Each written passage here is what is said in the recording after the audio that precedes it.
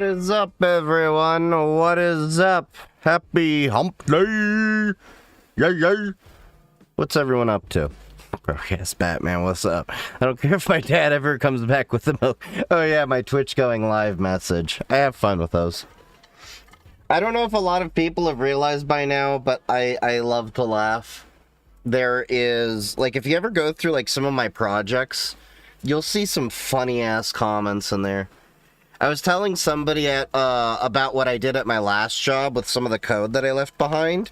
So, the very last week that I was there, I basically was, like, doing a bunch of F-all stuff, and, I went through and put a bunch of jokes throughout different code. One of my favorites was on the main script of this 10,000-line Python application I put together over several months.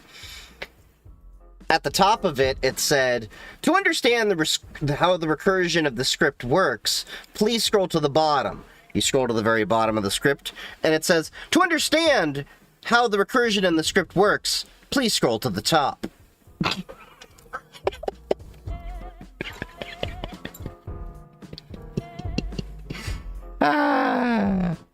I love my little humor like that. There's little jokes in there, like there are some files where I told my now former coworkers, like, hey, you're gonna have to modify these files. And they're like, yeah, I'll do it when I need to. And I leave comments like, hey, look at you finally editing the thing. It was this thing, by the way. Or there was the one part where I left a joke that said, many have tried to improve and optimize the routine of this function. Please iterate the integer below by 1 for every failed attempt. And I started it with a 0. Great t-shirt. Yeah, I got this for free at Hackers Teaching Hackers. Attack D was the one that came out with it. They're the ones that also made the Live Laugh Hack shirt and the Get In Loser We're Going Hacking t-shirt. So they're known for some of the best t-shirts and stickers. Actually, I think I got some of their stickers here, because I was saving them for the con to, like, spread over because they're great. Let's see, so we got some CrowdStrike ones here.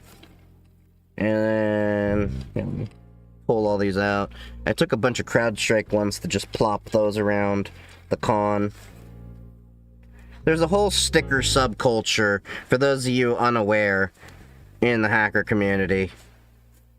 Yeah, we got, like, Project Discovery, CrowdStrike. So, yeah, they made... There's my Malort sticker. I forgot how many random ones I put in here.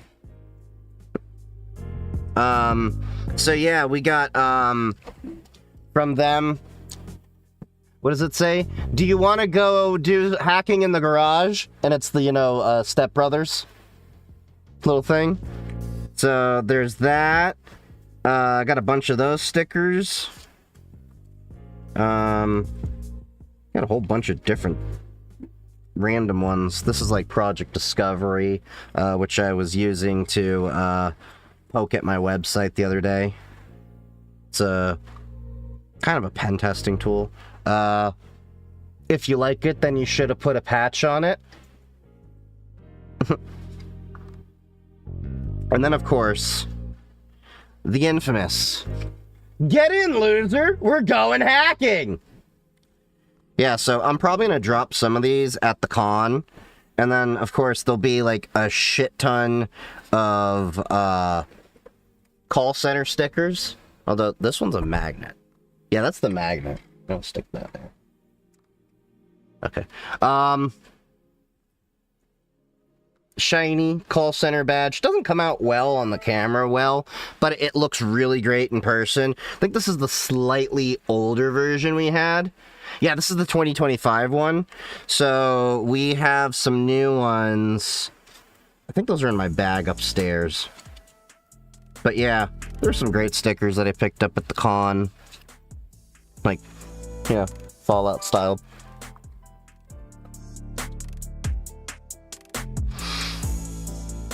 Yeah. I should really organize the stickers a little bit more. What are your skills in cybersecurity? That's a little bit broad of a question to ask.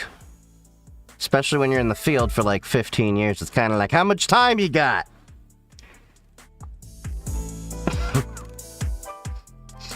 I do a little bit of this and a little bit of that. How about that? What skills are you proud of? My witty sarcasm. That's a great skill. I don't know. It's kind of hard to say like what I'm proud of. It's just kind of what I do. And I kind of just enjoy a little bit of everything. I thought it was your self-dancing skills. Ole. Yeah. Oh yeah. Here's DEFCON 937 stickers. Yeah. Trust me, I'm a hacker. Then, of course, we got Malort stickers. So if you don't know the lore about Malort, it is this god-awful, disgusting drink that makes you regret life choices. It's a digestif. But it is a rather well-known drink at DEF CON. It's kind of like this sort of rite of passage that you have to take a shot of it. And every so often, you still take a shot of it. What do you enjoy the most? I just like tinkering in general and figuring out the puzzle for different things.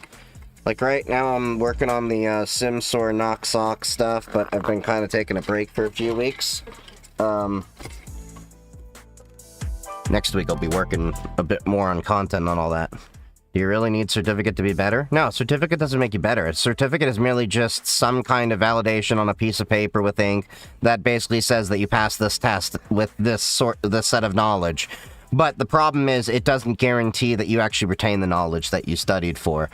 You can easily, you know, just cram that knowledge in and then completely vomit it on a paper and forget it. So, yeah.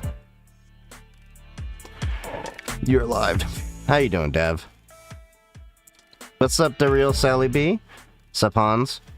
Do you want to buy the next iPhone? I heard bad things. I don't know if I want to. It's more like I'll just at least, because I do need to get a better phone. Because I'm trying to, like, rethink my creative workflow a little bit, too. Because for the past few years, I've used that Samsung S23. It's a great phone, don't get me wrong. Great camera. But now I also picked up that iPad Air to prep for that conference, and I'm actually liking it and using it, and it's got a little bit of power for me to do some preliminary editing, potentially, on things. So I was thinking about getting, like, the iPhone Pro, not the, like, Pro Max or whatever. I don't need the largest device in my pocket to make me feel like I'm, you know, at least got something large down there. But the point being is that the iPhone Pro, I could plug into my iPad, from my understanding, and then transfer it directly to then do editing on, like, I may get CapCut again, but I can also run DaVinci Resolve on the iPad Air, which then might be the reason for me to finally lean more into DaVinci Resolve overall for my entire, you know, suite, which I've kind of been, like, sort of, like, planning for, but not knowing when that point is that I'm going to switch from Kdenlive to DaVinci, but be that as it may. Do you take notes while learning? Yes and no. Depends on what I'm doing. A lot of the times, the things that we do, it ends up being muscle memory that you just have to build. Wanted something for Pwn to own at Typhoon Con. What do you mean? I don't know what you mean by that message. What was the name of that Vaughn alternative you were using? What do you mean Vaughn alternative? You might have had a typo there, because I see a Victor Oscar November. Do you want to look at a Git as a friendly check for local AI that someone built to teach a lesson on what is wrong? Oh, want to look at a Git. Oh, God. I need to get, get some eye drops or something. I don't know. Yeah, I mean, I can check it out. Dogs have been chasing me, or the cat around. It's very annoying. I'm catching up. I'm 2 years in. I'm 2 years in, just that I'm more into syscall level RE. Okay. Why don't you get a degree while you have 15 years of degree? Well, I think you meant experience. Didn't need to for the longest time. I'm in the middle of getting it right now, and I'm already like, what? 71% done with WGU in one semester. My goal is to have it finished by December, but I honestly started that when I was seriously starting the job hunt a few months ago to get out of my old job. And I was really dead set on, I want to get a senior role, and I want a nice pay bump. And I managed to land a senior job without the degree. In fact, I went through the interview process before I even passed the first certs that WG had. So, the honest truth is, and this is something that a lot of people don't understand until you're in the field for a few years. And, because I know you're sold this, you gotta go to college in order to succeed, that kind of thing. If you've managed to break into a field and you don't have a degree, the experience will trump that degree. Because here's the thing, what ends up happening. You're going to get further and further and further away from your graduation date. And the further away you get from your graduation date, the less relevant your college becomes anyway. Because now all anyone cares about is, what have you done since college? Nobody cares about what the fuck you did in college during your interview, unless it was something really fucking amazing. But if it's like, oh, I got my degree and, was doing this, it's like, nobody cares. They're going to care about, oh, you did this at the job since college and all that. That's the honest truth.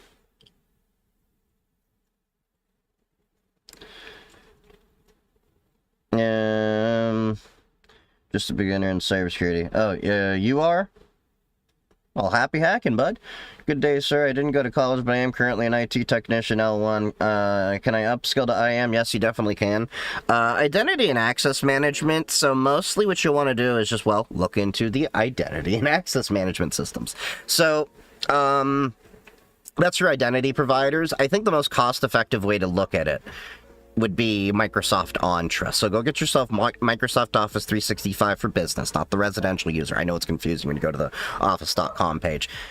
If you get that, and I think, the regular Microsoft 365, not Office 365, it includes, Intune and stuff like that, if I remember correctly. I haven't gone that route, because I got grandfathered into Jump Cloud's, directory as a service thing with a 10 free and 10 free devices and users free forever plan that they no longer do anymore. But basically it's about building out those systems. Another thing you can also do is, of course, you're going to want to learn about Active Directory and, LDAP, things like that. SAML, OIDC, SCIM, JIT, all those different things that you're going to deal with. You can install Active Directory even in a virtual machine on a box, even if you don't have a license, with Windows Server. I think, if you don't have a license, it just, resets every 90 days. It reboots the machine or something. I forget what the specific was. It's been a while since I've done that. Microsoft 365 E3. Okay, yeah. I couldn't remember what the licensing was. It's been a while, and like I said, I don't use Entra in my lab. I use something else. So you use that, and then you tinker around. I would do some Googling to just study up on what the different IAM policies are. The companies you should also look into are Cisco Duo, Okta, Jump Cloud, like I mentioned. There's Ping, that's a new one that's coming around. Not new, but it's becoming a little bit more popular, I've seen. And then Entra. But more or less, they all do the same thing. It's just a different way to configure them. Okta is one of the more popular ones in Enterprise, though. It's Okta and Entra are the ones I've seen the most. That's just my personal experience. Your results may vary.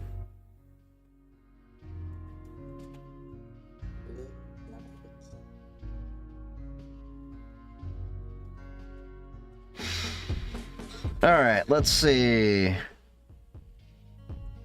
I'm new in cybersecurity. Should I start with short certificates and experience, or sudo app send me a laptop you don't... somebody said sudo app send me a laptop you don't use. I use them all. Wait, I'm trying to catch up. Or expensive, or those expensive online... So, the thing with certificates is, a certificate is merely just a checkbox, just like a degree. Here's what I would look at you doing. And I've said this before. Look up 5, 10, 15 different jobs that you want to do, like the same title across different companies. Look at what all of them are asking for. And there's your wish list. Figure out the commonalities between all of them. That's where I would focus on. Now, a cert won't necessarily hurt you, per se. But you have to be smart about certs. Here's the thing. Be intentional with certs. You don't need to treat it like Pokemon. If there is actually a legitimate reason that you're seeing for that cert to be demanded, like with me, I got the CISSP. That was like my first cert I ever got, and I'm like, okay, I'm kind of seeing people, want that in some more senior roles. Let me go for that. But I see people that have had resumes where they have the alphabet soup of all these certs, and it can also work against you if you have too many certs, because then it's just like, you're just trying to get all the letters in your name, but it's like, what do they retain?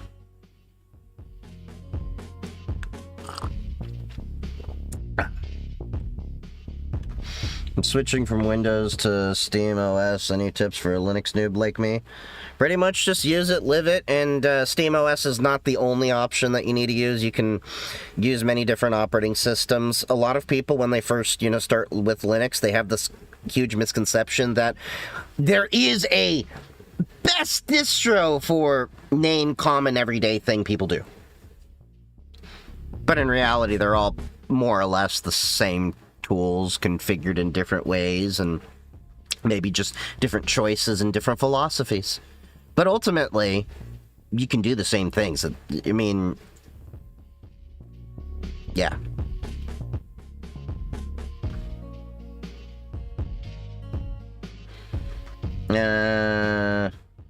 Been doing networking for 20 or so years, no degrees or certification. Yeah, there's a lot of people that I've come across like that. Most people I know, I wouldn't say most, but a good chunk, maybe a plurality of people I know don't have degrees. Or at least a good chunk.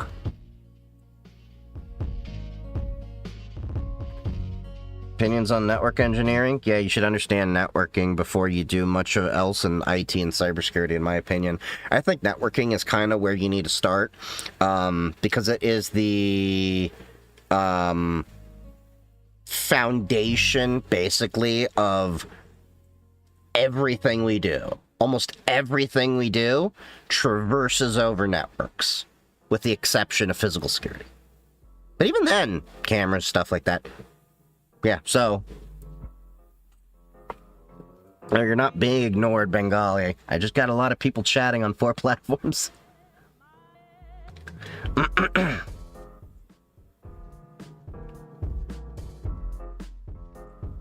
Any good websites to... No, I'm not telling you where to pirate movies.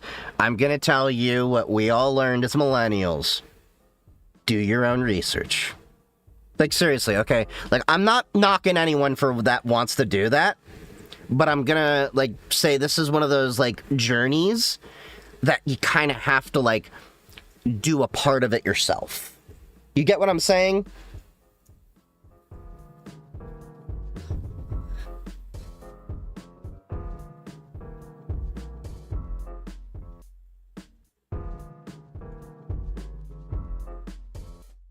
Need to get to SOC 2 compliance, assuming I meet the criteria. Does a third-party SRA company provide certi validation? Yeah, so you usually go through a third party for your SOC 2 validation. I presume that you're talking about Type 1, because that's the first part. Eventually, if you want to talk the full gamut of SOC 2, that's SOC 2 Type 2. So, yeah, assuming you have your controls and they're effective, shouldn't be too much of an issue. The burden for criteria in terms of SOC compliance, I've noticed, kind of scales upwards the bigger the company is. Like, they can kind of, like, hand those out. At least from what I've seen, to smaller companies a lot easier. Maybe it's because smaller companies build their infrastructures in ways that don't, you know, require a lot of the enterprise things like tech debt. I digress. But, yeah, where is that? Oh, yeah. But, yeah, the issue, though, I will tell you, is in terms of SOC validation, because I had a video talking about this on YouTube. It was a few months ago. It's when Ernst & Young leaked a bunch of data. Okay, you got audited, but that is a point-in-time snapshot. And a cert doesn't necessarily, you know, like, in terms of SOC 2 certifications, ISO 27000 and all that, mean that it is ongoingly correct. Because all it takes is one misconfiguration. And then when you come to these auditors, like Ernst & Young got caught, well, they kind of leaked, what was it, like 100 gigabyte, or it was a pretty large file. Somebody just found that they had open. The details are in the YouTube video. It was a few months ago. Anyway, who watches the watchdogs? So, I understand a SOC 2 and an ISO 27001 are better than nothing, and they at least give some warm fuzzies and assurance to, you know, customers that want to come over, and they don't have to, like, ask nearly the amount of questions they normally have to that you don't have with SOC 2 or ISO 27001. Because I know, like, with some of the companies I worked for, it changes the amount of questions they have from basically being like a stack this thick to a stack this thick of questions they have. Because it's no longer questions about the infrastructure and all that and how they do things. It's more specific to the products. Anyway, I digress.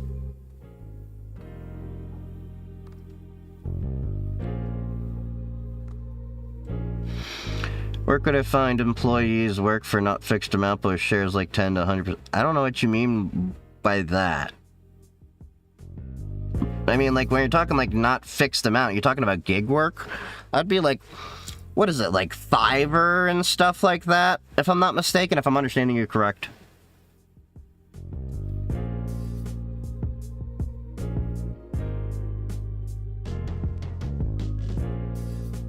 What does your resume look like? A whole bunch of MSP shit and recently enterprise. I've only been doing enterprise shit for like the, past 4 or 5 years. In a way, it's more annoying because you don't have control over everything and you sit back and you're like, I want to do the thing, but you got to rely on other teams, but you got to get paid more and the benefits are better. Like, you get work-life balance.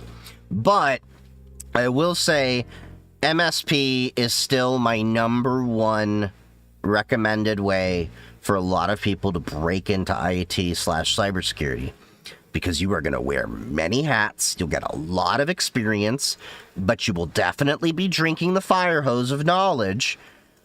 But you do that for like at least 2 to 3 years, you have a good footing on pretty much anything else that can come your way in your IT and cyber career.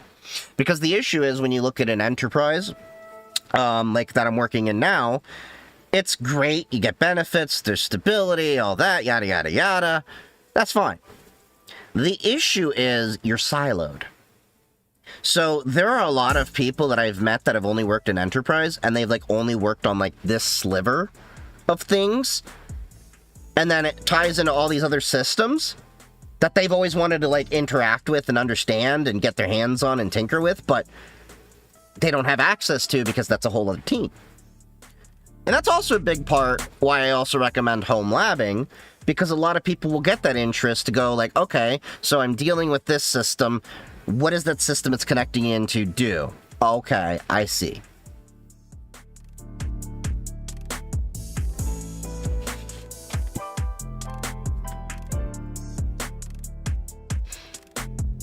Does he not check TikTok comments? Why does everyone do that when it's like, does he not check comments?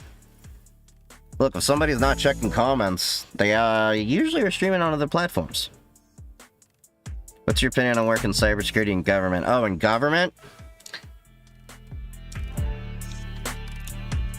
It depends on where in government. So, I have friends of mine that complain about at the federal level. I know a lot of them that have left over the past few years because of a lot of the BS that has happened. There was a lot of people I heard through the grapevine that, like, voluntarily left because of the Doge BS, because it went against, like, their ethics and stuff. I don't know anyone that worked at those things, but I know, like, people that were like, oh, I was a federal worker at, like, you know, IRS. Knew one guy at, like, FDA. Or whatever it is they did. I don't know. I think he either was doing a job that was at the FDA, or I don't know. It's been years. Anyway. Where was I going with that? Oh yeah, government. State level and city government, I hear a little bit better in ways, but again, it depends on the government that you're working for. The advantage is that you do get pension. But pensions may not be paying out as well as a 401k, but a pension is guaranteed, whereas a 401k is what you invest into it. Tips on getting a cyber job. I finished cybersecurity specialist program with a bunch of CompTIA. Well, the question is, what experience do you have before you want to get into cybersecurity? Have you worked in IT before? Because it is very, very hard to go from college straight to cybersecurity without any IT background. It can be done. I know people who have done it. But those are the people that are few and far between. I'm just being honest with you.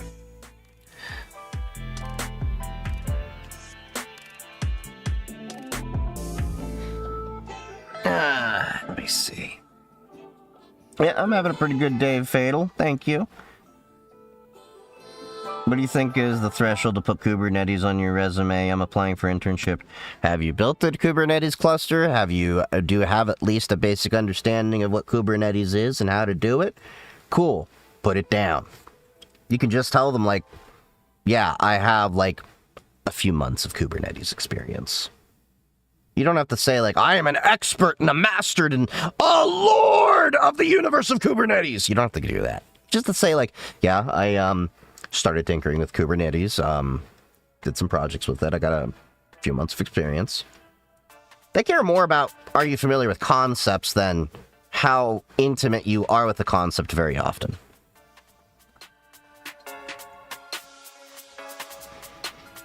Look for a little bit. Did you happen to run through some of the code for that AI from Git? I didn't see a link for it. You may have to pop it again. What do you think is better for gaming, Pop! OS or Fedora? I think whatever is better for gaming is whatever you prefer to game on. Linux is a choice. There is no objective better with a lot of Linux. A lot of the Linux choices are subjective, except those Arch users. Yeah, once you install Arch, you lose all ability to touch grass and shower often. They know they're the butt of the joke, okay? It's a whole funny thing about Arch users. It's a joke. We tease them. But seriously, like, don't get too focused on, like, I need to get the... Play with them all! Install them in different virtual machines. Maybe it'll be like, I like this one, it looks pretty. Or I like that one, because it's got this configuration of how I like things out the box. Dealer's choice, enjoy yourself.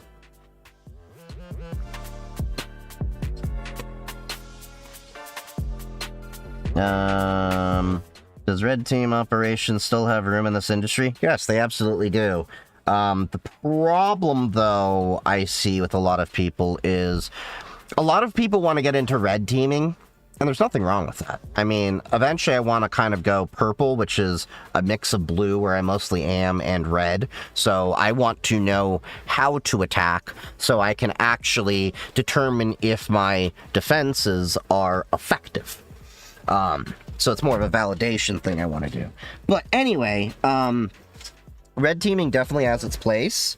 The problem is a lot of people that are like coming in now, like just starting to the field, are like, I want to be a red teamer, and don't realize that is one of the hardest things to break into. And you need to have a knowledge of how enterprises work and stuff like that, because the AI is not necessarily always going to do everything for you. And I've met a few pen testers that didn't know what I consider in the modern day rather basic security things that can be done in an enterprise to defeat certain attacks. Like, you know, I've met, like, people that have been like, oh, I'm going to be a red teamer. I was in high school, and I did I figured out how to exploit Windows doing this way, and I think I can go straight into that, and their bubble gets burst because they, realize, okay, you can exploit Windows when you're physically touching it. But it's a whole other game when you're on a network. You have multiple VLANs. You have multiple layers of obfuscation and abstraction. So there's a lot into red teaming. And even, I would say, on blue teaming, that you need to know a bit more foundational knowledge before you can lean into that. Now, like I said, you can totally get into cybersecurity just straight fresh into the field. I know some that have done that. I don't know if that's necessarily always the best thing, because as I talked about earlier, you get the siloed, you get blinders, you get isolated into like small slivers of things, and then you never really get the holistic picture. And the thing about cybersecurity is we have to think holistically. Because this talks to that talks to this integrates to that. We have to think about things like that. And it helps you, I think, be a better practitioner of cybersecurity when you have that understanding, at least at the conceptual level, all the different things. And that's, again, why I'm like, home labbing and MSPs, I think, are really great. But yeah. Alright, what's the difference between OPSEC and RedSec? OPSEC is your operational security, and RedSec, I would presume you're talking about red team, which I was talking about. Yeah. I've never heard it called RedSec. Wake up to getting red, which I do this for the streets. ADHD. Dark Space Labs just resubbed for 6 months. Thanks for all of the knowledge, smile. Thank you, buddy. Happy hacking. We come with receipts on this channel. What do I think is a better field? Cybersecurity, dig forensics? I don't think there's one that's better than the other. I think it really is subjective. I think it's really subjective because cybersecurity isn't like this one monolithic thing. There's so many avenues you can go into in cybersecurity. I know some people in cybersecurity that have been in GRC most of their careers, and they've not really done much technical, but they like the theory. I know,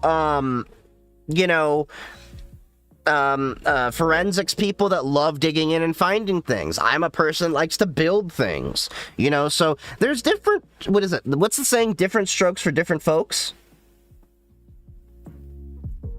Oh, better question, I guess, for the group. I mean, you can get your opinions here, but, I'm not knocking you. I'm just saying, I don't think there's one that's better unless it's better to that individual. Just like, somebody asked me the other day, can I go my entire career in IT and not have to get into cybersecurity because I don't want to be in cybersecurity? I said, you absolutely can do that. I said there are IT architects. You can, get into that whole side of it where you never really have to focus on the cybersecurity side of it. You still have to know the concepts of things, but you don't have to work on it. But yeah.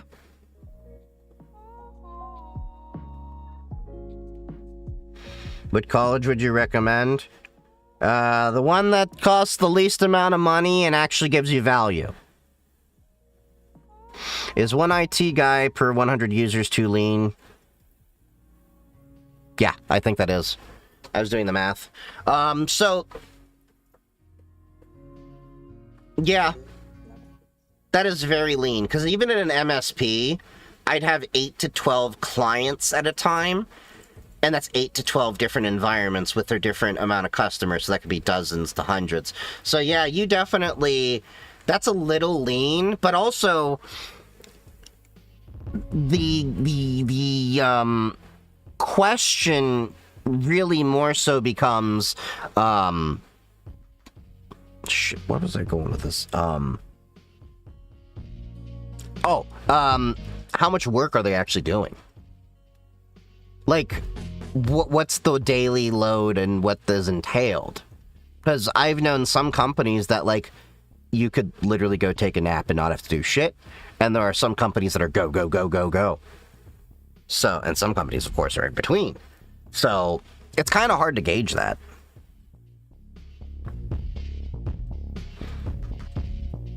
Recallers, does NSA still have those cyber centers of excellence?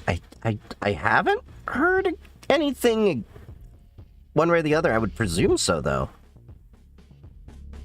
I know that there's like this whole Department of Defense thing they're trying to do. I just installed my first Proxmox service, AdGuard. Nice. I need to set a Proxmox box up back up in the house eventually.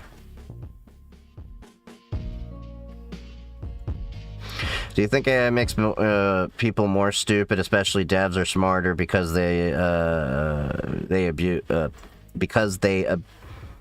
smarter? Oh, because they use it. You had a typo in there. Sorry. Stroking out there for a second. I think this depends on the user. So I did notice this thing. I will be honest. So I'm good at like holistic thinking on different things. I don't need to be bothered very often with the monotony of coding and, like how to form this function, but I know what a good function looks like. However, you do kind of forget some of those, skills that you've built up over time, and I realized that when I was trying to go back through and do some things manually, and I was like, I know this command and I know that command, but your brain works in an interesting way. If you ever look at how the human brain operates, it's actually a very lazy organ, and I mean that in a smart way. It works on efficiency. So it will always try to find the most efficient way to process a thing. It's fascinating if you ever look into it, how the human mind is. So they have actually done studies into seeing how AI has started potentially rewiring people's brains and how they think and operate. This is one reason why I've actually been an advocate, and normally I'm not one for age gating, but I've had the belief that I believe that I think that you should be at minimum 16 years old to do AI. I think you need to live your life, establish critical thinking skills. And the problem is, I think parents need to be more involved than anything, because we're throwing screens at these kids. And we've had a problem with throwing too much technology at them that they don't learn to develop naturally as the way the human brain and, body was intended to. We're just kind of throwing screens at them and hoping they don't cry.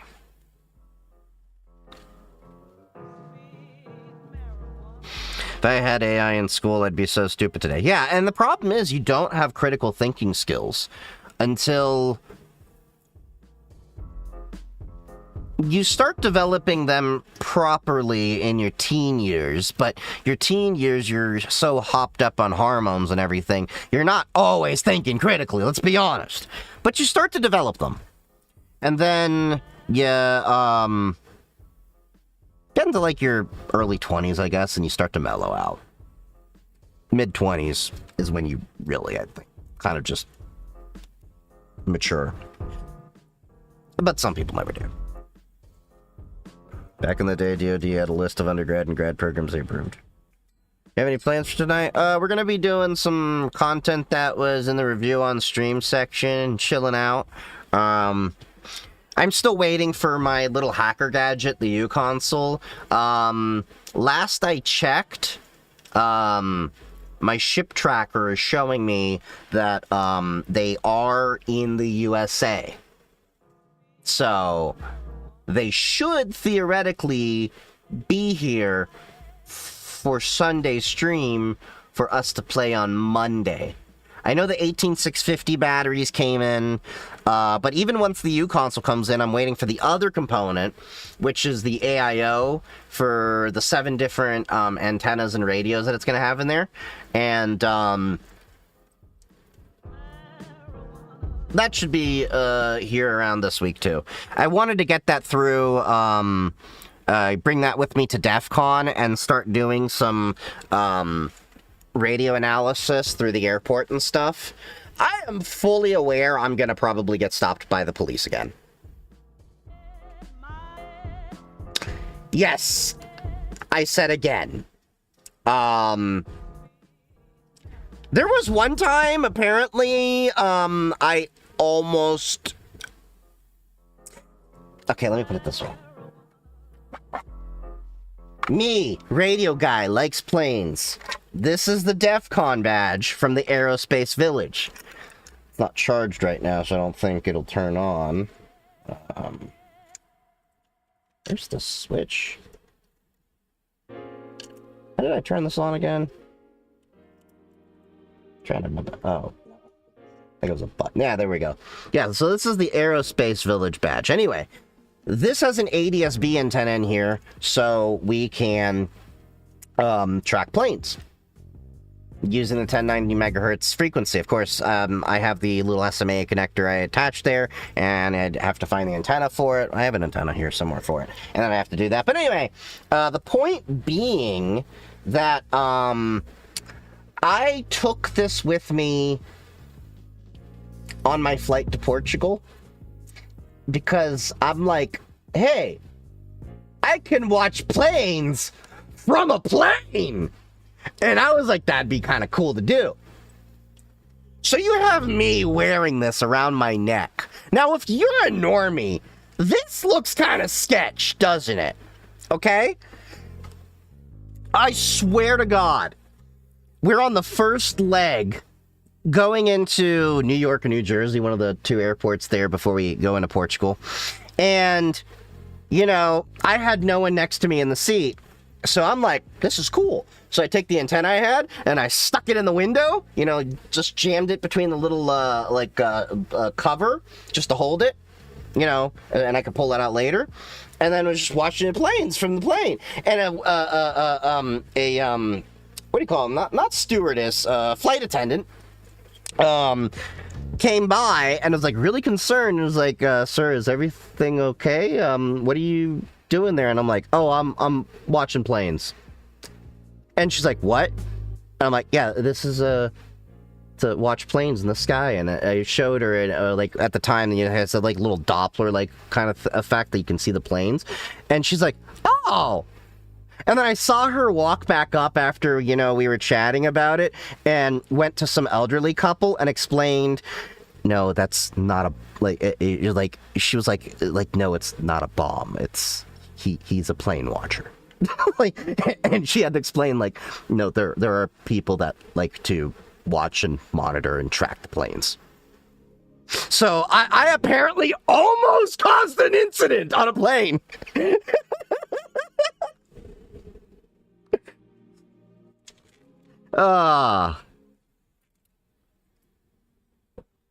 It's one of those things, I didn't realize the gravity of what was going on until, like, I realized, like, she walked away and I overheard. I'm like, oh, shit! They almost threw my Middle Eastern ass in Guantanamo! Not really, but you get the point.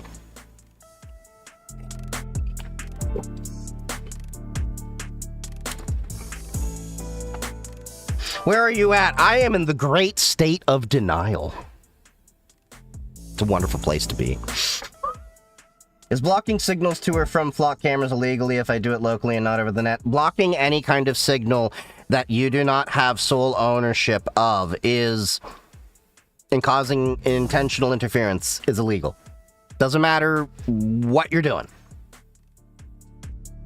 That is why, and here's the thing, jamming is indiscriminate. So when you jam at a frequency, it doesn't know if it's an emergency call. It doesn't know that this is a emergency broadcast. It doesn't know. You're blocking all sorts of comms. It is a serious issue. Like, this isn't like a, you're like, oh, I'm going to stick it to the man. Jamming is not a privacy tool. It is not sticking to the man. It is not a fun toy to play with. This is one of those times where I seriously tell you, like, yes, you can understand the concept of something. You can understand how it works. But for the love of God, don't do this unless you absolutely know what you're doing and you're not going to impair anyone else. I know people who do tinker with jamming, but they purposely have their houses or labs miles away from anyone. Because there have been people I've talked to that have said they've accidentally had leakage, and like the FCC is like at their door within like sometimes next day, sometimes within a week. It depends on like what happens.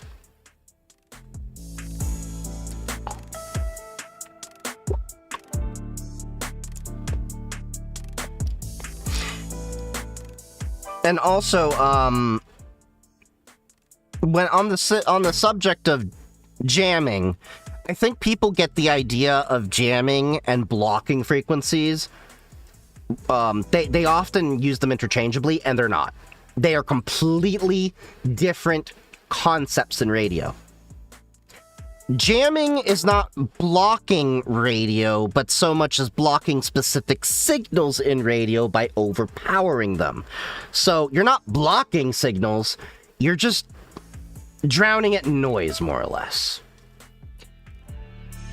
Now, when it comes to blocking, that is actually when you are impeding the signal from reaching your destination. So there are these like things. I'm not saying you have to go and get these. I just literally bought these because they were cheap, and I like the fact that they can fold over. But this is a Faraday bag. So if you don't know what a Faraday cage is, that is an enclosure that is designed to stop RF signals. You can make them very easily. There are guides all over the place to do it. It's not that expensive to make it. You can easily make it with brass or copper sheeting, layering different metals and stuff like that. Like if you look at this, it's like 3 different layers. But basically, this is designed to block a signal. So if I put this per se around a camera from Flock, it would be illegal for me to do it because I'd be tampering with somebody else's device. But if it was a camera that I owned and did that, it blocked the signal. That means nobody gets signal. Or it can't get signal, at least. So, don't think the concepts of jamming and blocking are interchangeable. And don't think jamming is a fun idea that you should really ever really tinker with. Like, even when I'm doing my own Wi-Fi attacks here, and I'm tinkering, I turn the power down so much. Like, I have actually, like, put the device there, and part of the reason I'm getting the U console is I can have an SDR meter, and I can actually determine what signals are coming through, so I can dial in my systems a little bit better for when I start doing those. But I can't really tinker with jamming, because in order for it to effectively work, I'd have to, drown out signals from my neighbors, and no.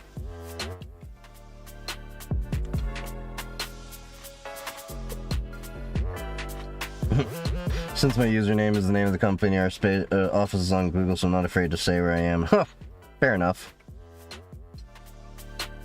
I'll be in, I don't know how many people are going to be in DEF CON, but I'll be there. Did you say they were Moroccan? Yeah, I said I'm Moroccan. I I got handcuffed one by the police officers. Their handcuffs were so weak I almost broke them. Oh yeah, it's actually not that hard to pick a handcuff.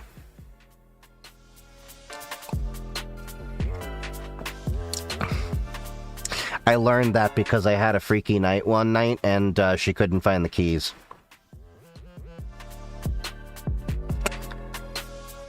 Yeah, that was the one time I actually let somebody handcuff me. Never again.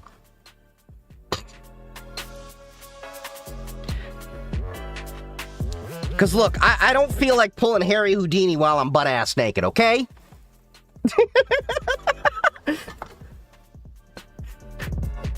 Nobody looks magical when they're fucking naked! At least when you're a dude.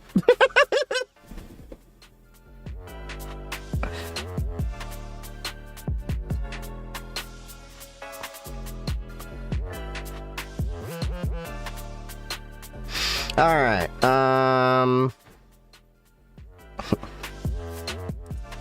yeah, so let's get the content app that we had to review. So we got the wired headphone one. Let's check back where we were. Oh yeah.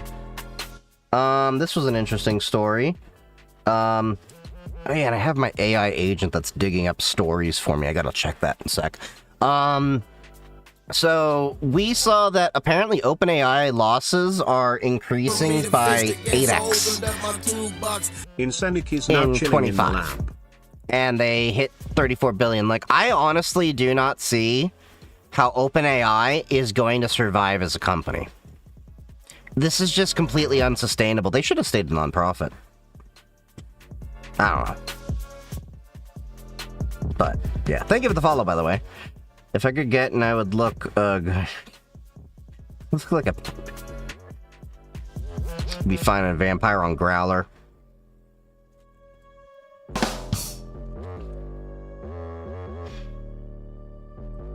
What do you think about starting Hack the Box Try CTFs for a teenager? I mean, they're alright. Which was the one that had the controversy, though? Was it Try Hack Me? Hold on. There was a controversy around Try Hack Me. Yeah, Try Hack Me's the one that I'm kind of like, go hack the box.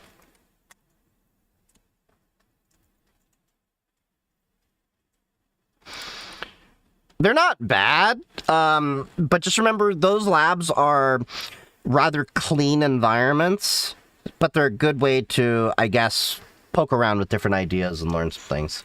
So, yeah. Alright. But yeah, OpenAI, don't know how they're gonna survive. How they survive? Okay, what is this? Competitive streaming in Asia, introvert edition. What is this that you sent me, Kara? What the shit is this? Yo, is that a fucking TV they're using as a screen? What the damn? Do you see how many? There's 1, 2, 3, 4 phones. And why are there so many devices?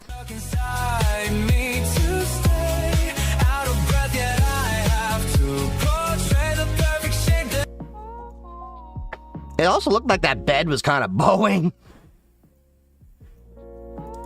All right. Let's see.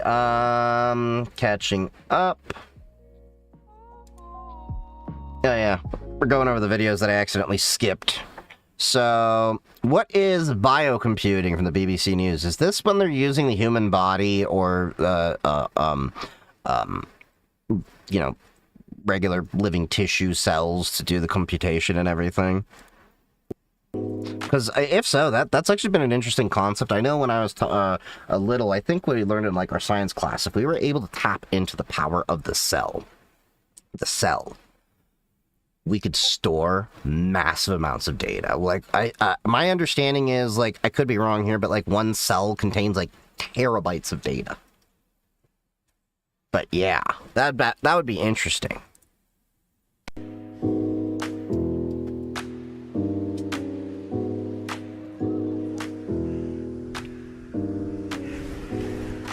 You've heard of hardware, the physical bits that make up our devices, and software, the programs and the code which drive them. I've come here to the shores of Lake Geneva in Switzerland to learn more about wetware, a fascinating and rather strange world. Wetware is kind of like what it sounds like after, you know, you've had the deed with her. Wetware is what it sounds like when you feed the bed. Wetware is what it sounds like Kennedy when is now you chilling in the chill lab. in your pants. Sorry, I just had that like whole like what's his face from Brooklyn Nine-Nine like pop in my head from when he did that. Like for some reason that just popped in my head. Trying to create computing power using living cells. Actually, someone grew human meat and turned it into a computer once. Didn't someone turn a like grow humans' brain cells and then have it play Doom? Could you imagine? Like, remember that Rick and Morty episode when it's like he builds that Butterbot, and it's like, "What is your purpose?" And it's like, "To play Doom," and it's like, "Oh my god." Or can you imagine the PTSD of that brain to a thought that it's fighting Martian demons? I don't know. Do what you will with that.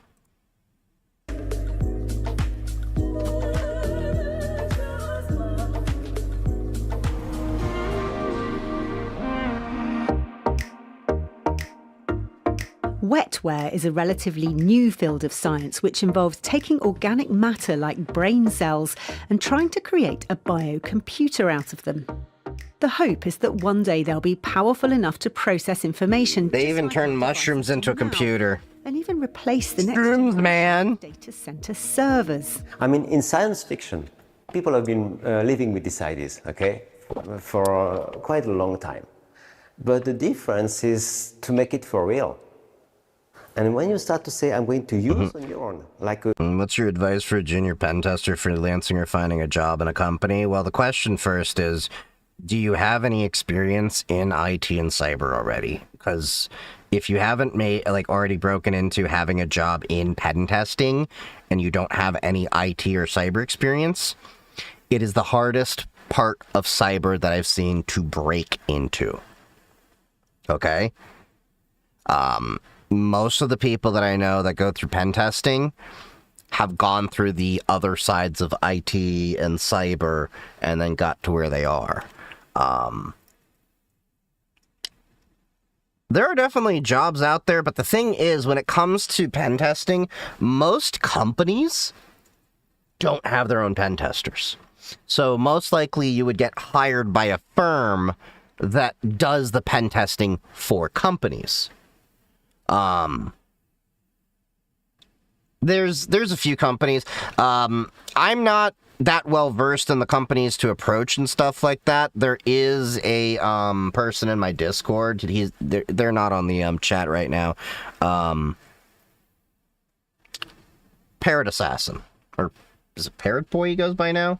Anyway, they're in the Discord. They'd be the one to ask. little machine like a transistor. It's a different view on our own brain. Yeah, you're learning cybersecurity. What are some keywords I should learn to help me? This might help you out. This is... God damn it, I always forget they have that split thing, which is... It's nice, but you don't want it right now. So they have this thing. It's at roadmap.sh. Alright? I've showed this before to a few people. But roadmap.sh can kind of give you more or less a decent idea of like things you'll want to look for. Not everything you have to do here, but like see right here, they have cybersecurity. Okay? Go through, and it gives you like things you can use to like level up, or you know, like the different certs, different technologies, and then you can like click through, and then it'll give you some ideas of what's going on. Of course, if you're on TikTok, you don't see the full screen, but roadmap.sh. That's roadmap.Sierra Hotel. Go here. You don't have to like think of it like a checkbox. Like I have to go through everything here. It's a collection of a good chunk of what you'll come across in cybersecurity.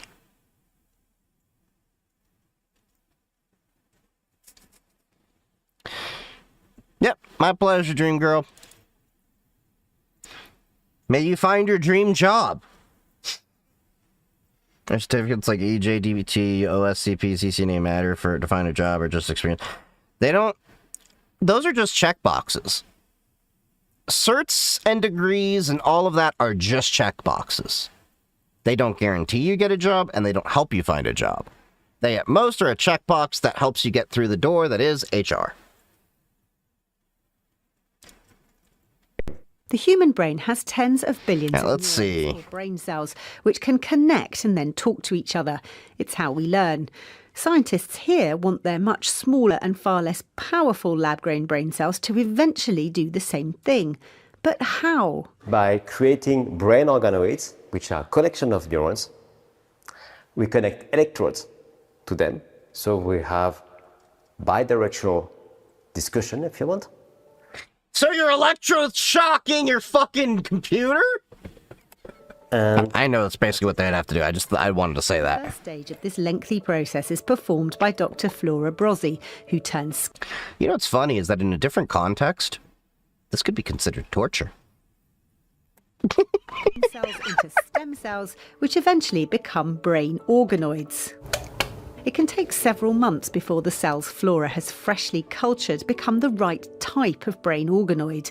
Luckily, though, Final Spark's incubator has about 1,000 ready-to-use ones. And here we have the Show that off, organoids that I started 3 weeks ago. And here you can already see by eye. Yes, you can. So these have sort of clumped together into Yes. groups, haven't they? Yes. Interesting. It waits about 4 months for the organoid to grow into something that looks like this before adopting a microscopic analysis technique called immunofluorescence, which lets her get a better look at what's happening inside the clusters. Here it means that we have This is BBC talking about biocomputing. Is brain cell. exactly Yeah. it's neurons. What's in my hands right now are tiny lab-grown brains. The scientists who All we want to do is eat your brains. We're at an impasse here. Didn't know I was going to eat your eye. Some of y'all are too young to actually know that song. And I just aged myself. Anyway, if you want a good laugh, go see Jonathan Colton. Funny comedian, musician. One of his my favorite songs is his acoustic version of Baby Got Back. That's right. He did an acoustic version of Baby Got Back. make them say they're alive, what's in there will be guided in this lab to become what's in here, to try to make a living computer. It's giving me goosebumps. These labs Is DEF CON the greatest meetup for hackers or just regular meetups? I'd say DEF CON and what is it, the Chaos Communication Conference are probably the peak conferences. Chaos Communication Conference is in Berlin, if I remember correctly, in Germany. That's on my bucket list to attend one day. And DEF CON is, of course, in Vegas. DEF CON has now split out into 3 different conventions. So you have DEF CON, Vegas, which is, we just call that DEF CON, because that's the OG one. You now have DEF CON Middle East, which is in Bahrain. And then you have DEF CON Singapore. So they've now split it a little bit more. So it'll be interesting also this year, because this is the first time this DEF CON has had that, to see what the international turnout looks like. Are they going to still come to the U.S. as much for because of the political things, or DEF CON splitting it up a little bit more? But yeah, it is definitely the largest, and I'd say one of the best. Some of the older people that are a little bit puritanical are complaining that it's like, oh, it's gotten too mainstream and corporatized. I'm like, well, yeah, we no longer are the miscreant misfits of society that would break shit and, just, phone freak and everything. And times have changed. Now, the people that fought for us to be a legitimate career have gotten what they wish for, and that comes, unfortunately, with the nature of being legitimate. Because now, a lot of the people that were at the original DEF CONs now are coming with their kids. And you can have kids around a lot of the stuff that used to be talked about at the original DEF CONs, even before I started going there. It's a different world. But yeah, DEF CON is definitely one of the great ones, but it is, we call it Hacker Summer Camp, because there's several events that go on at the same time that week in Vegas. So, famously, you have DEF CON, okay? But before DEF CON, there's two other ones. There's Black Hat, and there's B-Sides. Now, Black Hat used to be owned by the same creator as DEF CON, known as the Dark Tangent. I think his real name is Jeff Moss, if I'm not mistaken. I'm not doxing him. He's been out in the open. The dude has actually been an advisor to the United States government and CISA and all of that. He's done a tremendous amount of work to lobby for the legitimacy of cybersecurity, okay? Anyway, he had both of these, events. Black Hat was always the more corporatized version. My understanding is he sold off Black Hat to a media company, but is somehow still involved, like, on their board or anything. But Black Hat is more of like a marketing funnel corporation. Send them. It's like, what, $2,500, $3,000 a ticket for Black Hat. It's ridiculous. Like, you're only there if your work is specifically sending you there. The other event that I tend to go to is B-Sides. Now, how B-Sides started was, well, not everyone could afford to go to Black Hat, and not everyone got their talk selected to go to Black Hat. So originally what started out with the failed talks that didn't get into Black Hat were at B-Sides, and if you're not familiar with music, with the cassette music and vinyl records, you had a B-side. You'd flip it over, and that'd be kind of like the, kind of like the leftover, I guess you could say, the musicians had, because everything they wanted to, like, have the hit, all of that they wanted to push out the most was always on the A side. So that's where B-Sides started, in Vegas, for that reason. So I go to B-Sides in Vegas, and then I stay for DEF CON. I will be at DEF CON as part of the call center village this year. And then my friends and I just have a good time. There's going to be about, like, I think so far we've counted like 12.5 of my friends are going to be there. That's where it came from. Here's some old man. Yep.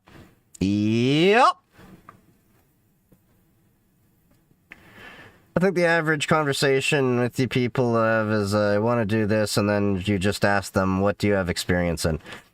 Pretty much, that's the number one thing, because unfortunately, a lot of people that want to get into IT and cybersecurity don't actually have the opportunity to talk to someone in IT or cybersecurity, so they don't actually get told the reality of the situation that they're in. What I mean by that is, a lot of times, the first exposure most of the people I've met have had with cybersecurity is like through internships and maybe first jobs and stuff like that, or even at the IT level, because maybe at most a guy that's good with computers, but not necessarily enterprise business level computers. But I think that has a big chunk to do with it, because the part of the reason why I started my content was I noticed when I started doing my TikTok thing was a lot of people were coming to me because I did not realize how lacking of a community a lot of people had for cybersecurity and IT, and to level up their knowledge. And you see it all the time where you have like all these grifters with the influencers, like, make 90K in 90 days if you buy my course, like that kind of BS and all that. So they're kind of just like, a lot of people are thrown BS, whether it's people trying to sell you crap or tell you this is how you need to succeed, but they themselves haven't succeeded that way. So I and a few other creators that are professional tend to be the first point of contact for a lot of people that they can actually interface with a professional and be like, how can I get in? without the BS of, oh, just go to college, get your degree and all that. Because once you get, like, the thing is, even if you go to college, they don't teach you necessarily the best ways to make resumes. They don't teach you the best ways to, you know, go out and search for jobs. They'll focus on concept and theory and that, but they don't. I've seen the problem where a lot of times, and my friends have said this, where college, ironically, does not necessarily prepare you for post-college life. I don't know. It's weird. You got scammed today, and I need to learn more about this. Oof. Coinbase should still have some educational courses on Bitcoin and stuff. Depends on how you got scammed. I mean, in my community, we have quite a few people that are knowledgeable with cryptocurrency. I know quite a bit about cryptocurrency. I'm not a crypto bro, though. I don't go around, like, telling people, you know, like, go buy this coin or that. I talk about the tech of things. So, yeah.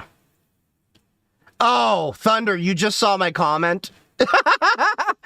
So, before we get back to the video, sorry. Let me show you what they're talking about. So earlier today, I saw... Okay, I've gotten a lot of dumb comments and excuses from people over the years why they couldn't break into IT and cybersecurity. Some of them are legit. I will give that caveat. But a lot of times I find people are making excuses and they refuse to accept that they are the problem and blame something else or somebody else or whatever. This was one of those comments. I did erase their name. This person said the IT industry is a lot of gatekeeping anyways. I noticed bisexuals get jobs in IT easily, though, so it could be a sexual orientation thing, too. They were actually, like, when I responded to them, but when they were talking, they're like, yeah, like, basically they didn't get into IT and all that, and they're blaming the fact that bi people exist. Yeah. Let me put it this way. As I put in, what? Is this going to be my interview question? Do you know Python? No, but I know how to fuck men and women. You're hired! Yeah, like my interview process really goes like that for me as a bisexual. I think what most likely is going to happen is they actually come up to me, they're interviewing me, and they realize I have skills. Here's the honest truth. Wherever I work, I don't make it anyone else's business what I'm necessarily doing, who I'm stupping, what I'm doing, or any of that. It's work. Cobalt's Racer 1985 Thank is you for the now follow. chilling in the lab. It's you know, work. Nobody cares. But yeah, some people, man. And here's the other thing I will tell you before we kick back to the video. The people that always dwell on LGBTQ people, like they're the problem or some kind of issue, almost always turn out to be closeted. Like they're kind of like projecting, fighting some internal struggle, and in order for them to argue and like, you know, I guess, convince themselves, they project it outwards to others. I don't know. Grown brain organoids are placed on an electrode where signals can be sent and received. The results are recorded on a traditional PC that's hooked up to the system. Have I tried Odysseus's new, PewDiePie's new Odysseus AI? No, I haven't. We did watch a video on it. I just haven't set it up because I still want to get an NVIDIA DGX Spark before I properly set up agents and stuff like that fully. I do have my AI server doing some automations, but I want to get a proper self-hosted infrastructure without relying on frontier models because I want to have full control over everything going on and save a lot of money while I'm at it. Because I know like a DGX Spark, you're going to be like, but those are like $4,000 a piece, Chief. And I'm like, yeah, but trust me, once I get going with my AI work, it'll pay off for itself in a few months. At the beginning, normally we don't see a lot of activity. It takes a little bit more time, okay? But we already see a little bit of some things. If college is free in your country, then go get a degree. The main argument I have against it is the cost investment in the United States. The neurons are interacting. Electrical-based experiments are important steps towards helping the team achieve the bigger goal of teaching the organoids something useful. But it's the same for artificial neural networks, for AI. It's always the same thing. You give some input, you want some output. That is useful. For instance, you give a picture of a cat, you want the output to say if it's a cat or a dog. Input, output, okay? This is called... So how do I train these brains to make the most awesome yo mama jokes? I'm sorry, but that's where my mind is. The learning process. In 2022, the Australian See that network data center game I posted? I feel like that'd be beneficial for some people to learn how to work on their basics. I did not. Where'd you put it? Back in Switzerland, though, the team has just started experimenting with dopamine to varying degrees of success. And Are they getting their dopamine shots by talking about dopamine? is using ChatGPT to run experiments for them. We are so happy to have him on board, actually. It's a him, ChatGPT is a him. From the first experience, what he wants to do, what he does, makes sense to us. Fred recognises that while ChatGPT is energy intensive and that one of their goals is to reduce energy consumption. Hold on. I messed that up. I meant to split that, take that. I was just looking at the game that they put in the chat. Related to AI, the short-term hit is worth it. And one of the objectives of the evolution was to optimize its energy consumption. As a result, a living neuron is 1 million times more efficient as the artificial neuron which are used in ChatGPT, for instance. We expect to have biocomputing. Did I hear that right? Reduce energy consumption related to AI, the short-term hit is What's my Discord channel? It's Renegade Penguin, but the links are in bio. worth it. And one of the I haven't been watching the World Cup, unfortunately. was to optimize its energy consumption.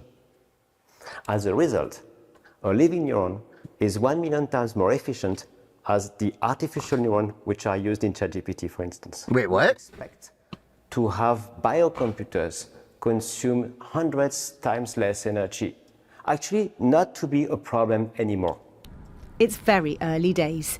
Experts believe we could start to see some advances in biocomputing in the next 5 to 10 years, but there are many hurdles to overcome.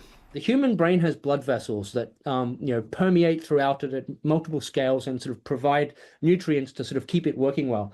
The organoids don't, and we don't yet know how to make them properly. So this is the biggest ongoing challenge. We shouldn't be scared of them. They're just computers made out of a different substrate, of a different material. It happens to be biological tissue, but there's nothing that they can do that you couldn't also do with a silicon computer. Biocomputing is definitely a bit strange, but it has real-world potential. Pretty fascinating. As a more environmentally friendly solution to our insatiable need for ever more computing power. I'd just like to actually have it because if we had biocomputing, those people that say the CPU is the brain of the computer could actually be literally right. Maybe one day our data centers will be more organic and our computers more alive. How would you like your data center? We got the GMO data center over there, and we got your organic data center right over there.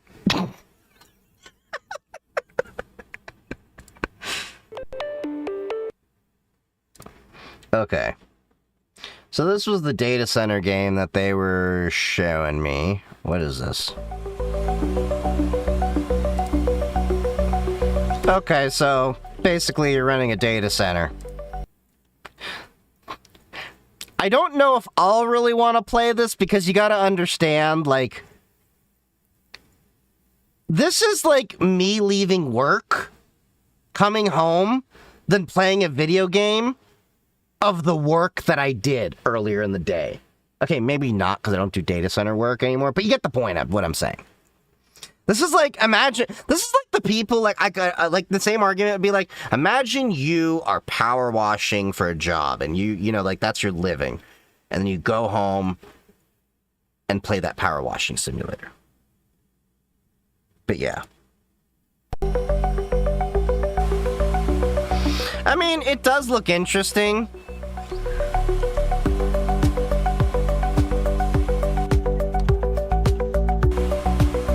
Oh, they have you go through a network map and stuff, so I'd be curious to see, like, how on point is it?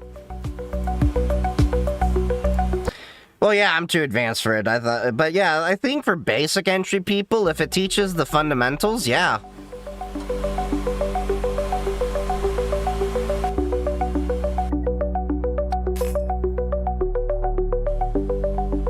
You literally have people walking in the data centers? Ha! That's actually clever. Oh, you actually have like a loading bay and everything? Huh. You can tell that was a guy that, you know, was like, hey, I worked here, I'm making a game about it. Alright, let's see. What's the next video? Bear with me. We kind of are hopping along because I skipped a few videos on accident. Yeah, I guess we can follow up with this. I know it's a little bit about a week old. Fox is acquiring Roku, if you were not aware of that. So it's actually got a few of us concerned. Knowing the way the market is going in the digital landscape, I use Roku, and no joke, I'm actually considering when the new Apple TVs come out, I might move all of my boxes over to Apple TV. All I need is the HD Home Run app to work on my TVs, and then all the other regular streaming apps, because I now have Antenna TV. Ooh! That's right. Okay, hold on. What was it? God damn it. I keep doing this. If I split... If I take this here, and then... Let me see. Blah, blah, blah, blah, blah, blah. 192.168.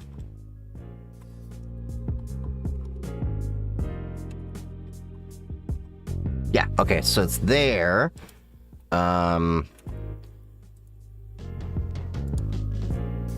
God damn it. Okay, so now I need to find VLC HD Home Run. There's a playlist that goes to... No. Hold on. Because I have an HD Home Run and I now can watch TV.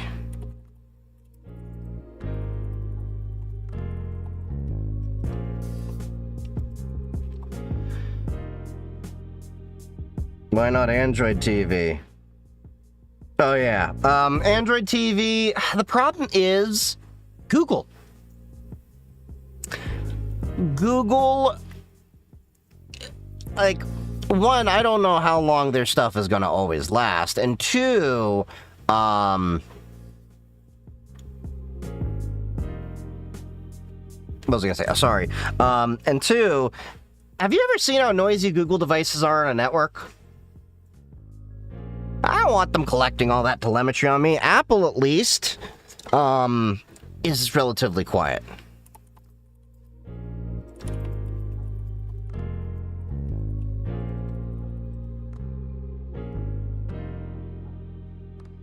Okay, there we go. That's what I was looking for. So I'm going to show you something that I set up, and I will have videos covering this. I'm working on the script. So... if we're going to open up a network stream over here.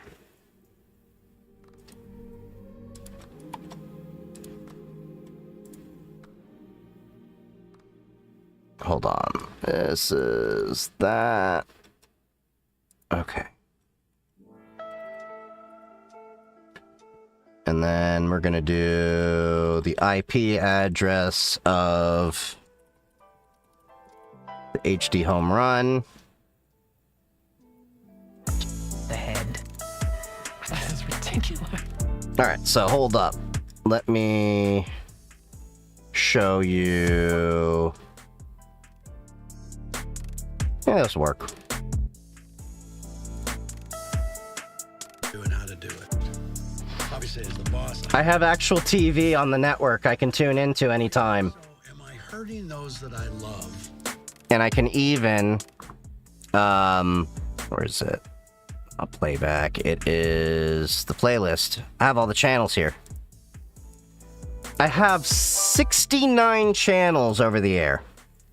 Can't you make a mini PC with Linux then? Yeah, I've done tons of those. But the problem is, the reason why I don't do a straight mini PC anymore, because I used to do that, there was a streaming app, I want to say Peacock, that refused to work on Linux.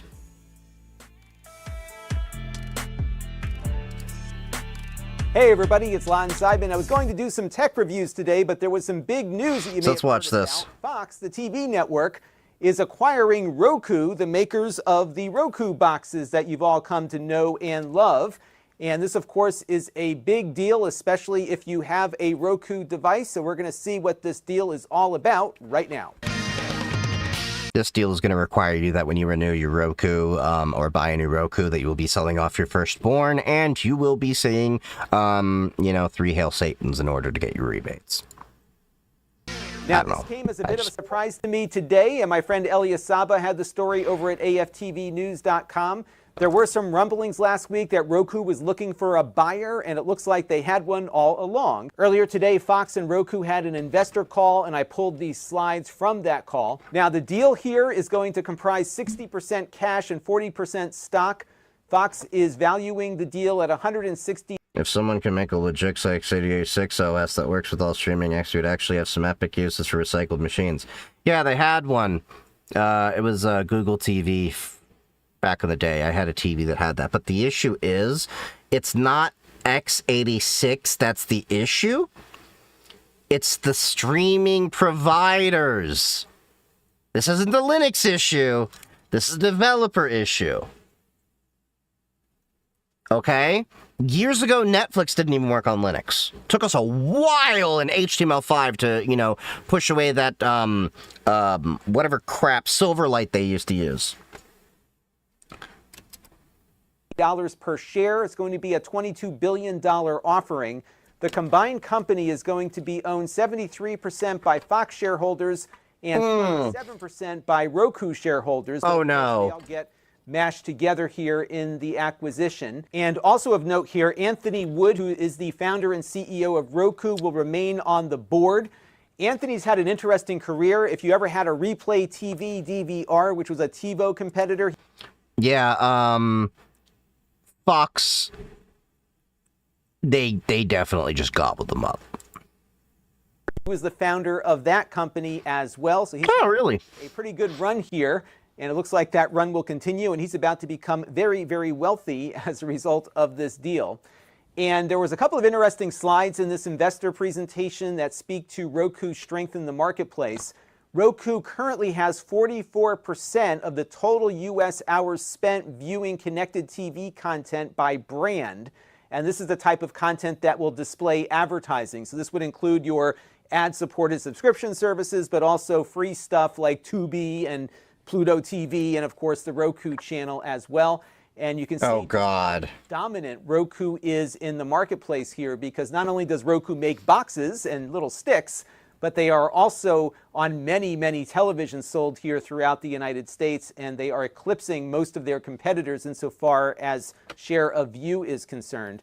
They also have You're switching Apple TV due to 4K stream. Yeah, I'm basically using the, so I bought a new Samsung TV in my bedroom.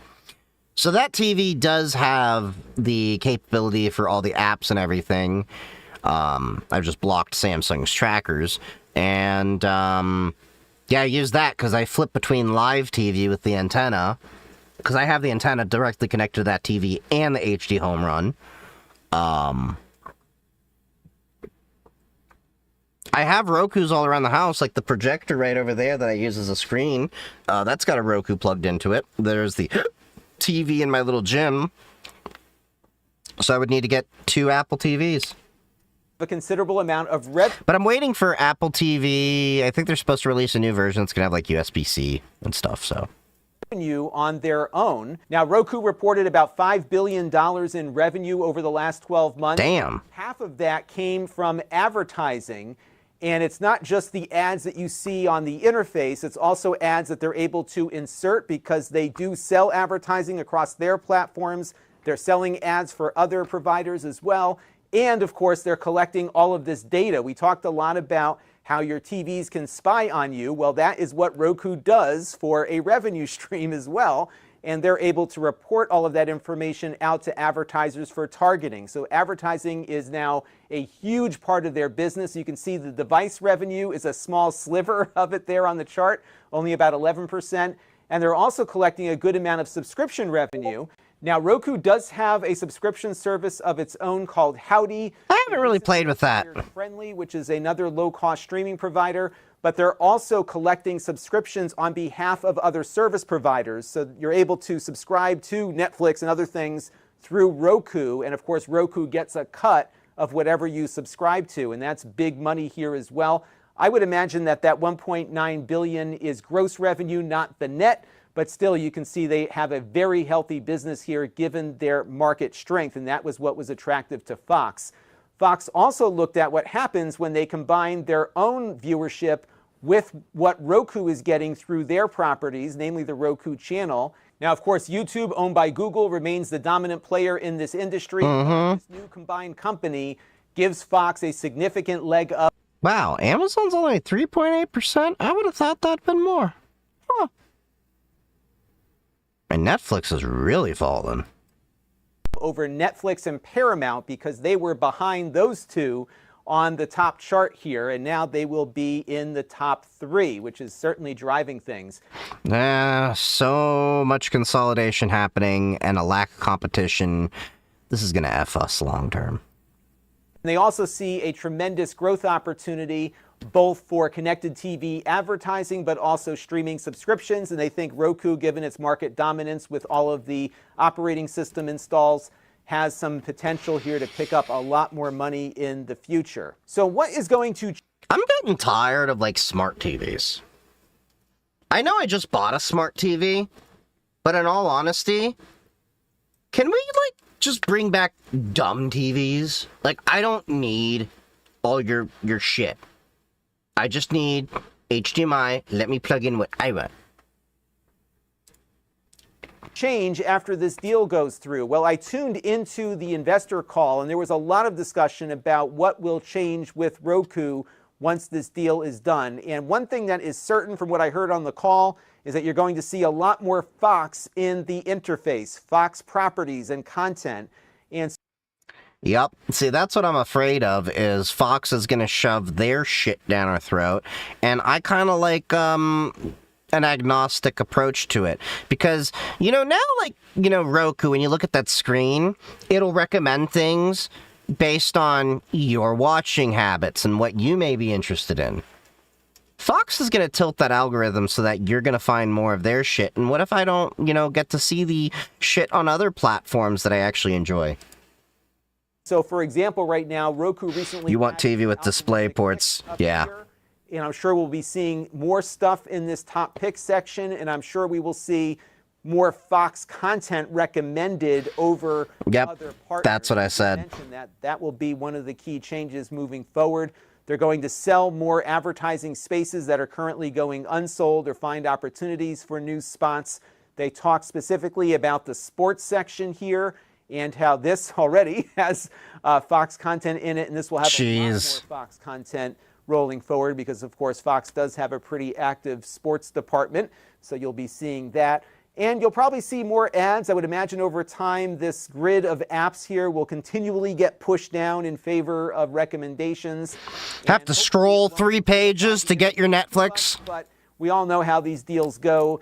This app grid is probably not long for this world, or if it is, it will be buried somewhere else in the interface. Right now, if you hit home, you pretty much get your... Have you seen how expensive the regular TVs are, like without the smart and not all talking? Yeah, call. They're trying to pressure you into getting smart TVs so it can spy on you and sell your data, because they don't want to just make money on the sale. They want to make money on you after the sale. So I have a theory that yes, they're selling these TVs still at a reasonable cost, but I have a feeling they're not giving it the margin they would have used to give in favor of making it seem cheaper, so that way you buy that TV and then, yeah, maybe sell them more data. Because the majority of people I know that have a smart TV use that smart TV to stream their content, just like I'm doing. Very few people flip it into another box. I did it with my last TV.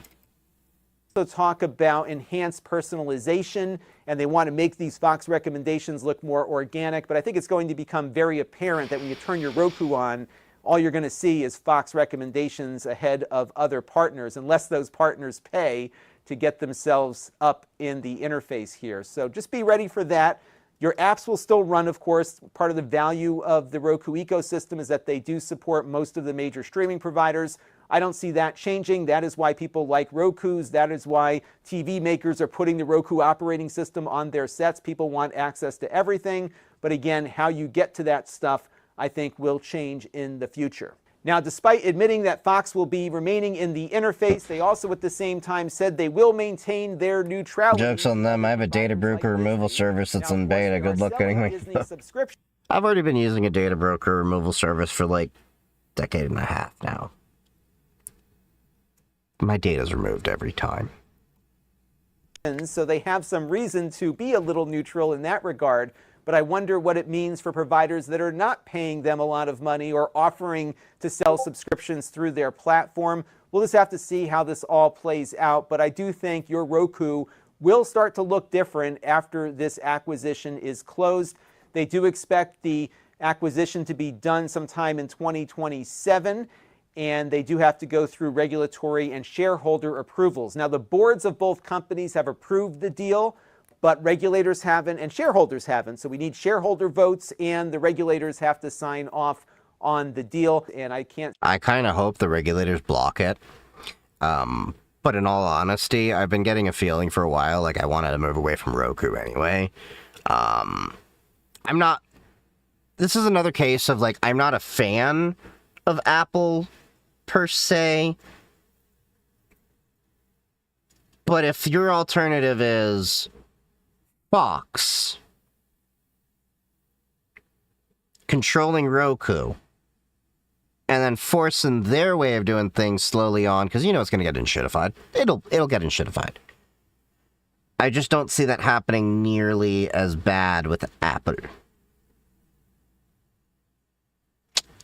Yeah, anyway.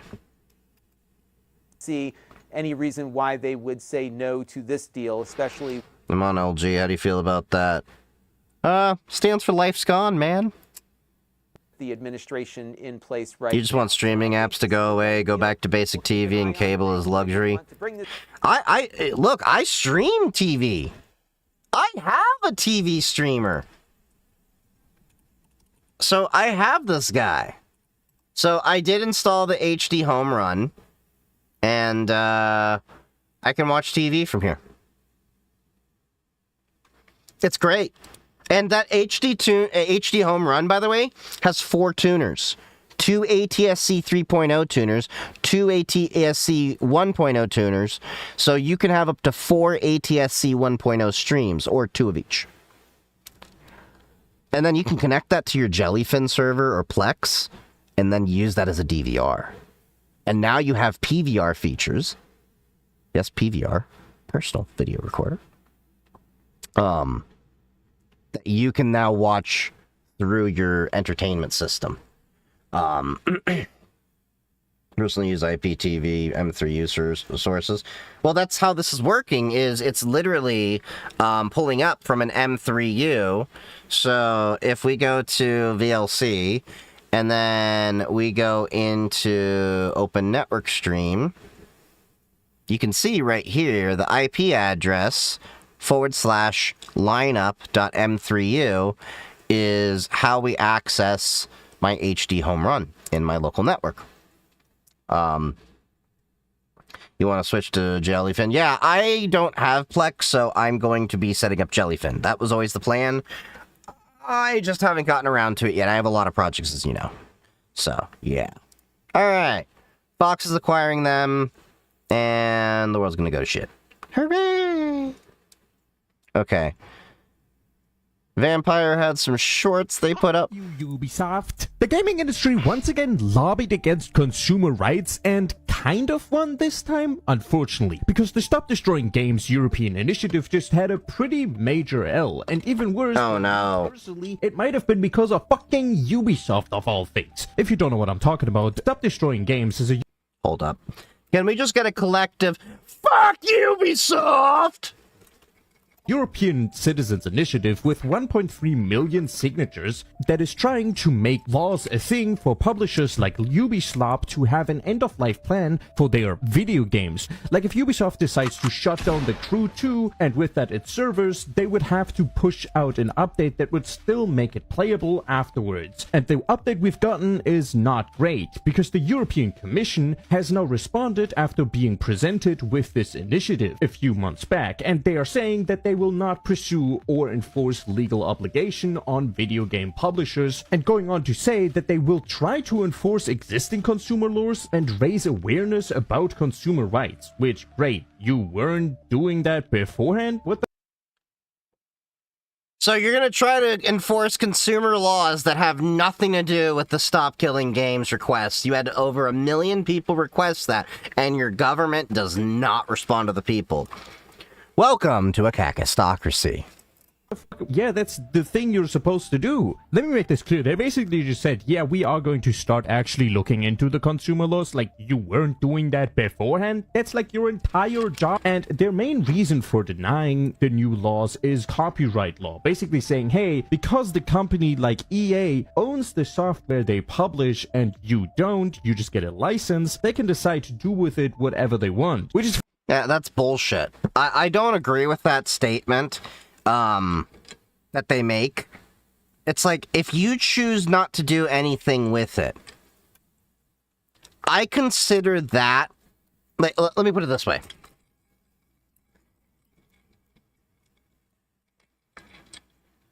I have, okay, let's say, okay, this DEF CON badge here, this aerospace badge. This is my badge, right? I own the rights to do whatever I want with it. Just for the sake of this argument, let's just go with that. Okay, cool. I now throw this in the trash. I have no intention of doing anything with it anymore. It's in the trash. Someone else should have the right, you know, another man's trash is another man's treasure. That's how I see it. Is you've thrown it in a digital landfill. If you have zero intention whatsoever, there should be a carve-out for this. We fucking need to fix copyright laws, left, right, and center. Disney shouldn't have over 100-year hold on copyrights, and game studios shouldn't be able to fuck us over like this. Like, look at Grand Theft Auto 6. Did you see the bullshit that apparently people that bought physical copies of the game are not getting physical copies of the game? They're getting a case with no disc. Unless somebody was trolling on Instagram, I saw that was a thing. Like, let me make sure. GTA 6 physical copy. No disc. I think they just gave you a code.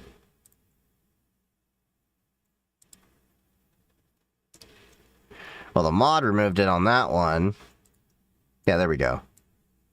Yeah. GTA 6 will cost £70, about $80, give or take, and physical edition will not contain a disc. They are moving more and more to us not being able to own fuck all.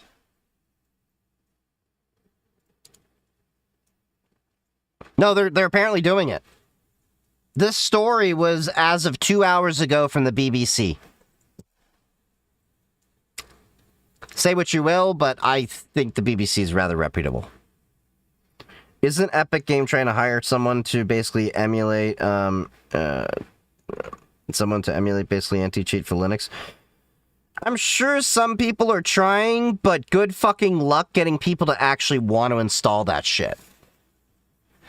There's a difference between a gamer on Windows just clicking next, install, and not caring about the software that they put on their machine. But people, when they come to Linux, even if you are just brand new to Linux, they start becoming more intentional about what they install. And when you're faced with the fact that a kernel-level anti-cheat would require root user privileges anytime to operate, you most likely are going to have to enter your password. Users are going to be conscientiously aware that they're going to have to do that. And that's going to get annoying, and they're going to be aware of the level of access it's going to have when it's doing that. Fucking insane, by the way. That's like the EU saying, hey, Apple can decide to just brick your iPhone through iOS updates whenever they please because they own the software. Go fuck yourself. And I don't want to accuse anyone here. Just kidding, I want to accuse Ubisoft because, coincidentally, a few weeks ago, the CEO of Ubisoft attended an invite-only meeting with the EU Commission, which was hosted by Video Games Europe, which is a lobbying group of huge AAA companies against Stop Destroying Games. And by the way, I am trying to not buy things from Ubisoft intentionally. I've been avoiding a lot of their games for a while. I play the ones I already have, but I don't have any intention to buy anymore. And we don't even know what they were talking about because it was a closed meeting. But coincidentally, before this meeting, the EU Commission was a huge fan of Stop Destroying Games, and now they're like, nah, we can't really, But, well, this is a loss. Stop Killing Games isn't done yet. They're just going straight to Plan B. Instead of going to the EU Commission, they're going to the EU Parliament, which is the body of the government that writes laws. But the big difference is that this is run by elected officials of each country, meaning they are way more susceptible to public pressure. And because the Stop Destroying Games initiative raised 1.3 million signatures, the parliament is required to take a look at it. And honestly, this couldn't have happened at a better time. Why can't the USA have systems like this where we can force our politicians to have to do something? Because the parliament is currently working on a Digital Fairness Act, which is supposed to give more consumer rights, specifically in the digital space, which fits perfectly with Stop Destroying Games, trying to give more consumer rights to gamers. So while this is a small loss, overall Stop Destroying Games isn't just going to stop moving. That's good, at least. So, ending on a happy note. World Cup, I've been seeing a lot of Europeans posting about their experiences trying American foods. A lot of the time it's them going to like American fast food chains or, you know, chains that aren't that good like Golden Corral or Arby's and saying that it's the best food that they've ever had in their... This has actually happened. So one of my exes was British. She came over here. We were dating about a decade ago. Okay. She came over. Was really shocked at the food. Yeah. And then I didn't have the heart to tell her. She tried cooking some British food for me. I didn't have the heart to tell her, like, it was rather bland.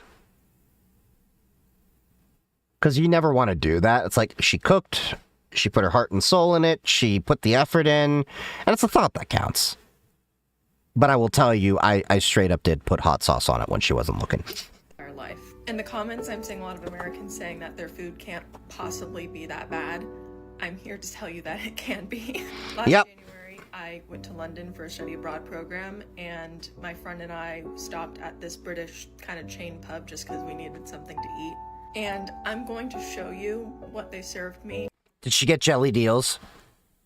She got jelly deals, didn't she? Keep in mind, I went with the safest option. So, this is what the shit? A really thinly cut chicken breast. That's fucking paper! That's like you take a paper towel here and then just stick it in the deep fryer and then get it a little crumbly. That's what she got. I ain't even see no seasoning on that motherfucker. Had been shallow fried, a fried egg, and this is spinach that had been stewed in milk. This little section here, all I ate of this meal, and then we actually ended up leaving because it was so terrible. Yeah, British food is not that great. If and when I ever end up in the UK, I'm gonna tell you, my aunt is British, okay? She even says the food's not that good. Okay? She leaned more into the Jewish side of cooking than the British.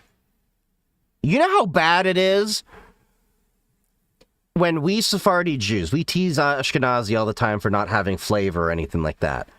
Ashkenazi food has way more flavor than British food. I'm serious. Anyway, so yeah, if and when I ever make it to the UK one day, do not expect me to eat British food. You will not convince me to try to eat British food. My aunt and my ex-girlfriend were British. I've already had enough of that. Thank you very much. We're going to Indian, we're going to Middle Eastern and Mediterranean, and we're gonna go get some fucking spice. What's up, guys? So, NVIDIA dropped a speech recognition model with only 0.6 billion parameters. Oh yeah, Nemotron. Yeah, so I have a new version of that. I was playing with that, actually, a while ago. It's alright. Hey, who doesn't love... Oh, I forgot to check the question. Love your page. Suggestions for endpoint protection for my company. Currently looking at Bitdefender. CrowdStrike is my #1 choice. Honestly. And I say this as someone that used to do Bitdefender Gravity Zone. If you are considering Bitdefender, get Gravity Zone. That's the only one I would consider, but CrowdStrike is still a better EDR than Bitdefender. I know, like, there was the outage a couple years ago, all that, yeah. Companies always have issues in cybersecurity, it happens. But they are very capable. I was playing with their AIDR module for, securing AI usage and everything like that. It works pretty solid. Skip, Falcon Charlotte, their AI, it's not really all that great.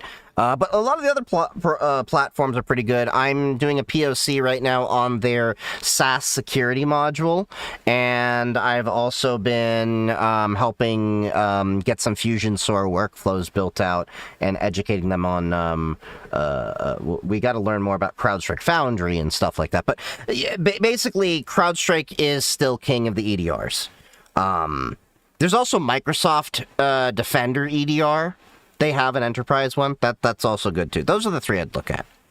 But CrowdStrike's #1. For a country that controlled the world's spice trade, they never learned how to use anyone. I know. You know the hilarious thing to tell you about how bad British food is? You know what? Like, apparently their #1 dish is an Indian dish. Smile from time to time, because I can actually deliver good news from the gaming industry, because we got a very significant update regarding the Palworld versus Nintendo lawsuit, where Nintendo is suing Pocket You're welcome, Robert. Behind Palworld. I know you really needed that elaboration right there, for patent infringement, alleging that some of the mechanics within Palworld are protected property of Nintendo, which again, stupid. I find it incredibly fucking dumb that you can just put patents on in-game mechanics, especially in the case of Nintendo, where it's so simple mechanics like throwing a ball against a monster. Wait, that's an actual thing they did? They patented throwing a ball at a monster? You mean like the thing we've been doing since our childhoods with our dog? Fetch? They patented basically what is only a couple steps away from Fetch. You're still throwing the ball towards the dog. Okay, they might be catching it, but the concept is still there. or gliding. And the newest update on the lawsuit damages Nintendo's chance of winning significantly. Well, good. Get fucked, Nintendo. Because they can no longer go after all versions of Palworld in the lawsuit, but they have to specifically target old versions of the game, because the patents that Palworld is allegedly infringing on no longer apply to the newer version. One of them being the ability to summon a pal by throwing a ball, and the other being gliding, mechanics that have been changed months ago within Palworld, meaning they no longer exist. So Nintendo can only sue for damages for the versions that existed before these patches, specifically for game sales in Japan. And the question needs to be answered. Oh shit, so they're getting like super scoped down. It's not like international sales, it's like, oh, only your sales in Japan. Asked, what the fuck is Nintendo suing for at this point? The days of future past? A whisper in a wind? But funny enough, in the best case scenario for Nintendo, even if they win anything in this lawsuit, they will get a measly $30,000. Just to give you a perspective how insane that is, Nintendo lost $40 million between this and last year on patent lawsuits alone. Penny-wise, dollar stupid? Come on, fucking Nintendo. This is the fucking reason why I don't buy your shit anymore. And a lot of us gamers have, like, abandoned you. I used to be one of the biggest Legend of Zelda fans. I haven't bought a Nintendo fucking thing in years. I'll go to a flea market and buy the old Nintendo 64, Super Nintendo, and all that stuff. But I'm not going to buy new where I know that they're going to get my money. Nintendo's been fucking up for over a decade now. And they're getting worse. They got greedy as fuck. Nintendo used to be the gaming company we all loved, and we told every other gaming company, why can't you be like Nintendo? Now, we're looking at Nintendo and saying, fuck you. Be a net loss of $39,970,000, and now I'm no mathematician, but that's a very bad rate. Yeah, GameCube was the last Nintendo for me too. Basically 0% chance to win $30,000, less than 1% of what you paid for this. So this entire lawsuit is frankly useless and hurts Nintendo more than anything else. Not only is Nintendo losing money and will achieve nothing with this lawsuit, just to fully stretch out the asshole right here, they are now having a harder time even getting new patents because the patents they currently hold are just very weak. So yeah, I'd say, good job Nintendo fucking yourself. Huge play right there. Wait, were the patents so weak that now they're the patent office or whatever is like double checking anything that they patent? Damn. Okay, what's this? 24-hour solves case?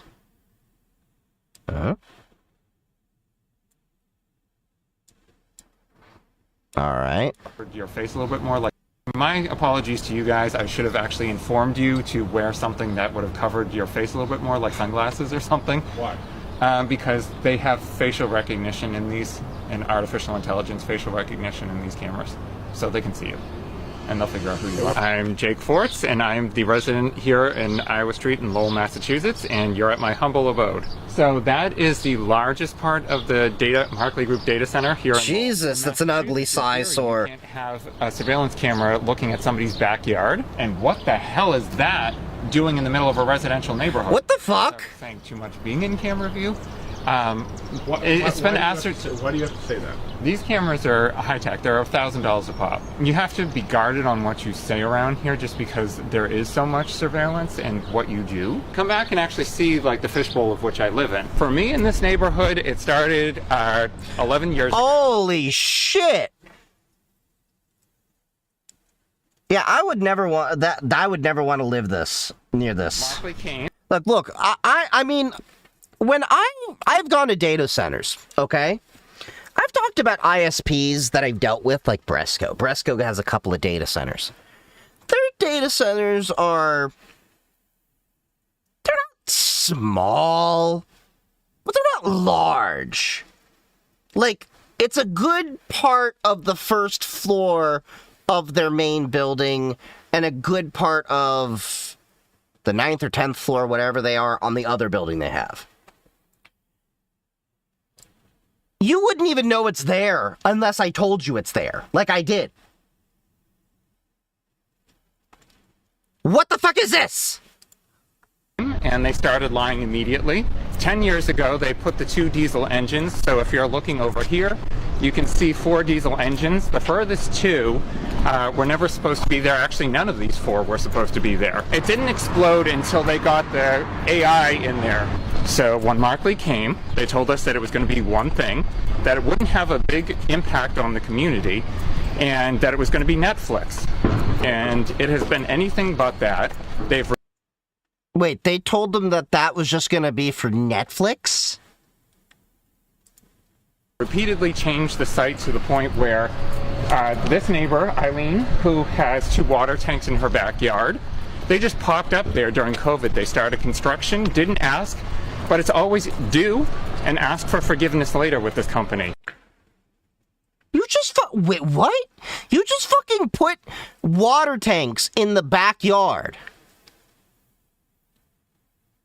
This is why I'm a big advocate for severe regulations on data centers.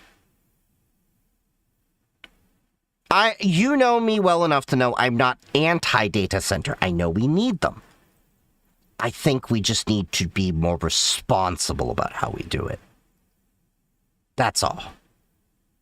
We now have supply chains for computer parts strained because they're building data centers so fast that they're getting the hardware for it, and there's no electrical grids for them. So what is all this strain for? Bet they tried calling eminent domain too. Probably did. These 2 engines here were the first 2 to go in. These went in 2016, and that's when we said, what the hell are you doing? That's not where these were supposed to be. Everything that was mechanical was supposed to be on the other side of the facility. And by the way, don't worry about these folks because they sold out in December to them. Markley owns this. They own all of this. We're the last 2 privately owned houses on this street, and 9 Prince Ave is the last privately owned residence on Prince Ave. When he is done acquiring at cheap cutthroat rates, then this will cease to exist. He already has a plan, which he slipped in 2017, to build another building on the other side of the parking lot, where the parking lot is. Yeah. So where are those people parking? He needs to come this way. My apologies to you. Oh, that's fun. Yeah. And that's in Massachusetts. Fun. Okay. Now let's get... Alright, so this is a video that Hans shared. I visited India's tech capital. This should be interesting, because I've never actually, really thought much of looking into India. We all know and we all joke about how India does the tech support of the world and stuff like that. But I've never really taken an interest in what their, tech industry is actually like out there. I just know that I bitch about a lot of their service providers. Hey, I spent about 3 weeks in Bangalore, the tech capital of India, to see what both life and tech is like here. Bangalore is famous for its startups, so I visited probably India's most interesting electric motorbike factory. I visited a hospital built by a tech startup. I tried shopping for an electric car made in India. I met the YouTuber Banga Walks to talk about urbanism. I rode all 3 metro lines and a few buses. I tried every app that I could. I discovered one of the world's best digital payment systems. And since India and the EU have... What's interesting is this looks a lot cleaner than a lot of people depict India. Maybe it's just Bangalore. Like, you still have definitely, like, the cultural things and things that you kind of, put in place with Indians, like the roads of chaos. Like, look at this. Just signed a historic new trade deal. I also explored what changes that will bring, especially to India's unique car and motorbike market. This is my 3rd such travel tech vlog video. The first 2 were some of my best received videos ever, so I hope you enjoy watching this as... Damascus? I know about Shenzhen. Damascus is interesting. Although I think that might be one of the countries that I'll probably never get to visit, even though it'd be cool to check out. Much as I enjoyed making them.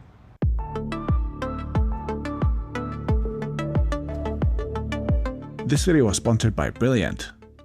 I first visited Bangalore many years ago when I worked for Oppo. He's in a little launch events for them all over the world for new phones. I immediately loved the kind of relaxed vibe of the city, coupled with its dense tree cover and startup culture, and so for this year's winter getaway, I decided to spend 3 weeks exploring Bangalore in much more detail and to show it to you through the eyes of a tech enthusiast. As always, let's start with getting to the city, which for me happened through Bangalore's airport. This was immediately an almost inexplicably premium experience. The whole terminal building was covered in sort of wooden finish. There's loads of vegetation and even multiple walls woven throughout the space. Everything feels much more fancy. I'd never thought I'd say this, but that looks like a nice airport. Than almost any other part of India that I visited, this airport building wouldn't feel out of place in Dubai or in Singapore. Now, a metro line is being built to connect the airport to the city right now, which is one of the 2 lines that are under construction. It won't be finished until at least the next year. Meanwhile, there are 3 other lines in operation right now, plus 3 more that are approved for the future, so Bangalore should have at least 8 lines within the next few years, along with a bunch of suburban rail lines too. We need railways in the United States. We need better public transit. We need it. Like, the USA is a third world country wearing a Gucci belt. I like trains. Not just because I can riz you with the tism, but like, they are an economical way to get around, and I would love the idea of being able to park my car and take a train up to Cleveland, and then come back. I would love that idea. But the USA has done anything but make us public transit and walkable. We're getting a high-speed rail in California, but it's probably not going to be ready for another 10 to 20 years, and I'm pissed that I have to go an hour and 45 minutes out of my way to get even a train. Really? Well, we know that's not going to be 10 to 20 years, because Elon's going to try to propose the Hyperloop and fuck it all up. Going to then start approaching a... So it won't happen until he dies. So seeing Chinese and Japanese cities the size of Bangalore, I think I'm joking. Will probably want to double that eventually too. Anyway, I tried all 3 existing lines and I found that even as they were an absolute godsend as they allowed us to zip past the city's frequently clogged roads. In Bangalore, the metro goes both overground and underground, and while I didn't want to film when there were too many people around, I did see it get quite packed during rush hours. The metro lines were built in part in cooperation with Japan, who provided loans and supplied key components and provided technical expertise too, while China also became a serious supplier, especially on the new yellow line, where the rolling stock is Chinese. In general, Bangalore clearly has the beginnings of a really nice system, though for now I do have some complaints. First, the frequency is... So they have like a little coin, I guess, with an NFC in it? That's cool. It's just pretty low, as there's a minimum of 10 minutes. Literally running out of funding, that the routes that they chose, they're building temporary routes until they can get funds to build the 4 routes later, which you can guarantee will never happen. Yeah. Between trains. That's just not great. Second, and this is sadly a thing that I noticed... The trains here in Cali are just tax fraud? Yeah. I remember when they were building the train out in Israel when I lived there. They didn't finish the train out through the whole country until a year or 2 after I had left. And the reason why they had a delay was I was told they put the rails in backwards. They had to reinstall like a whole line of rail. In many other parts of the country too, some of the facilities already looked fairly busted even though they weren't even all that old. Really? Chinese and Japanese systems twice as old that were in much better shape, and the locals I've talked to confirm that there's often not a strong culture of maintenance once a project is built. That will hopefully improve eventually, though again the network is promising overall. Next up, we take buses. The city has a vast network of them, and they are clear. So the public transit with the railway is probably only good because it's new, and if the culture is not around maintenance, it's going to get bad. Because we've seen, like, the horror stories with other trains around, like, India and stuff, right?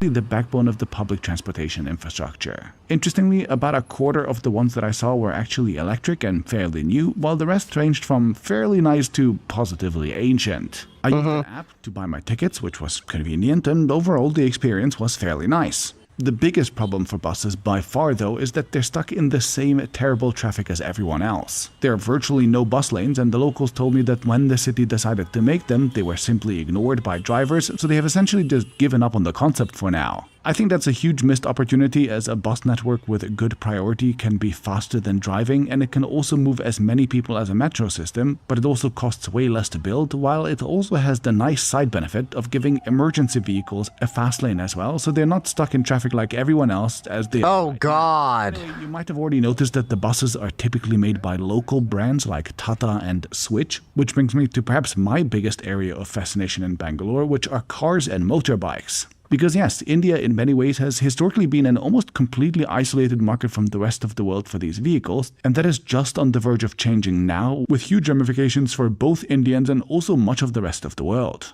See, You know, I've never thought about it, but that'd be interesting to try what an Indian car is actually like.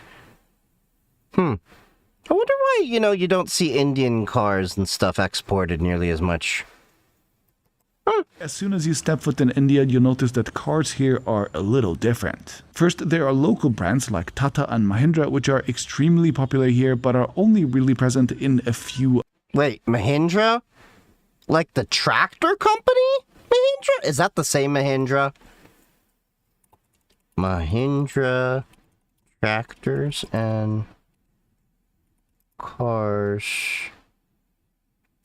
in India the same.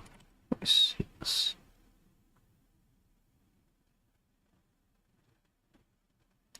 Holy shit! It is the same parent company! It's the same Mahindra that does farming equipment in the US! Huh! Other markets abroad. And second, while many international brands are present here, their model selection is often either very... Is it India that has a thing where the buses are like racing each other and they're really beat up and the pay scale is done different? I forgot. That kind of sounds like India, to be honest. I could be wrong. Have unique models that are made primarily for the India market. This is because India has traditionally been a very protectionist market, with cars, for example, receiving import duties of something like 60 to 100%. This effectively is a two-tiered car system. The really expensive models are actually imported anyway, as local production just isn't economical, which makes these cars often twice as expensive as the ones they are abroad. Meanwhile, so if you are an Indian in India driving a Porsche or any of those, you've spent a lot of money then. A ton of other companies such as Suzuki, Hyundai, Renault, etc. have all set up huge local production lines, but then these are uniquely catering to local preferences. India, for example, has preferential tax rates for short cars, which makes short but tall models very popular here. But also, EVs are an interesting case. While countrywide, I've heard figures such as 3 to 4% being the EV penetration rate, here in Bangalore it is clearly much higher. I think maybe 5 to 10% of the cars that I've seen on the road were actually electric. But I haven't seen a single Tesla and no Chinese brands either besides MG. Due to political tensions, Chinese brands have simply had a very difficult time getting the green light to produce cars in the country, with the one exception being MG, though they too had to sell the majority of their shares in their local Indian company to local business partners, making this technically an Indian company. The other two EV brands by far are Tata and Mahindra, both of which are Indian. Now, they do import many key components, for example from China, plus some of their designs are licensed from foreign models too, but the final assembly is done. Yeah, that makes sense. That's... They worked very hard to avoid that Jeep. I think, what is it, Jeep has 7 slits? They did just enough to get the Jeep profile, but not enough to get sued. Here, and I actually went car shopping to see what they're like. Now, I don't actually own a car, and I've never bought one, so I'm perhaps not the best judge, but the interior seemed pretty nice to me, and the prices, which range from about 20,000... Wait, he's never owned a car? I mean, I understand if you're European like that, but good chunk of Europeans I know still own cars. To 40,000 USD for an electric SUV seemed pretty reasonable to me too. Wait, how much did you say that was? 20,000 to 40,000 USD for an electric SUV seemed pretty reasonable to me too. Why can't we get cheap cars in this market? The big trade deal between India and the EU will gradually lower tariffs on imported cars pretty massively, along with some other previously protected categories, and this means foreign brands will be able to import cars made in the EU at much lower rates. This will likely make many new models available in the country, and I wonder if Chinese brands such as BYD that have now set up manufacturing plants in the EU will also be able to enter the Indian market through this avenue. Anyway, the trade deal will shake things up for sure. But then at least as important to Indians as their cars are their motorbikes and their scooters, and Bangalore is actually home to multiple of the country's most successful startups in this area, like Aether and Ultraviolet. I randomly asked the latter if I could visit their factory, which they were nice enough to agree to, and I also get to chat to Narayan, their CEO. Now, this company is mostly focused on the higher performance electric bikes rather than the scooters that most people here ride. The co-founders have backgrounds in companies like Volkswagen, and their backers include big names like Qualcomm, and while as a non-biker I find it hard to give a completely comprehensive opinion, I did find a few things very interesting. First is that they claim that almost all of their components, from their tires to their frames, are produced in India. The Interesting. Only are the individual battery cells themselves, plus some of the chips and the ICs. But then the second reason that I was interested in them is that they actually develop many of their own technologies on top of these. So the battery pack, including the battery management system, the cooling setup and all, is all a complete own design, and they were also very proud about being able to make it air-cooled at this performance level. I actually saw the packs being made myself, but was sadly not allowed to capture that process on camera. So inside this black box is where the batteries actually get assembled. As you can see, battery assembly line. I was able to walk through that with the founder and he explained everything to me, but I can't take you inside. And meanwhile, also a complete own development are things like this thing. So this is the onboard charger that I was talking about. This today is the world's most power-dense, air-cooled charger for motorcycles.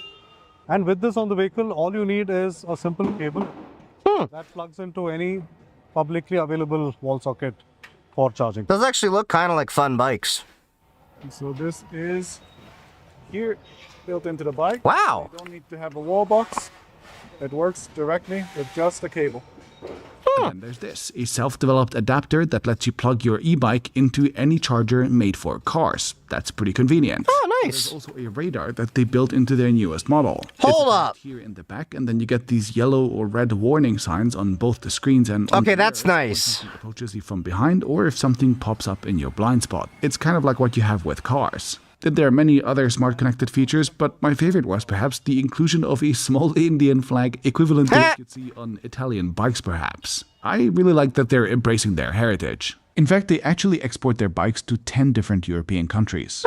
India and the EU have agreed to a framework of a deal for vehicle exports, but the details specifically impacting two-wheelers aren't quite finalized yet. But from what I've been told, still Ultraviolet hopes that the tariffs that they have to pay when exporting to the EU will be lowered too, and so this trade deal would make their expansion to the EU easier as well. And by the way, I was also taken on a test ride, which was, yes, slightly terrifying as almost all traffic in Bangalore has been, but it was also quite fun, and just like almost everyone else that I've met in Bangalore, the team was super nice and friendly. Of course, the friendliest group of people that I met in the city were perhaps my own viewers, believe it or not, because I held a small meetup and plenty of fellow tech enthusiasts showed up. We just met in a park for a few hours and I had a great time nerding out with many of them. India in general has a very high concentration of people who really care about smartphones and other similar tech, and so you see tech brands like Samsung taking retail very. You have a lot of people in India that do tech, like, no joke.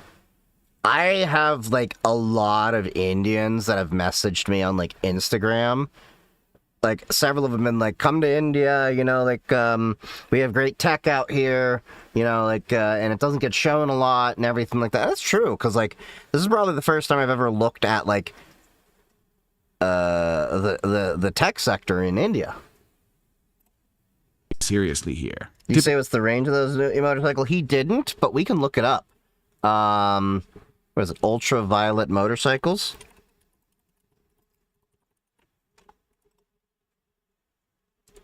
So we can look it up.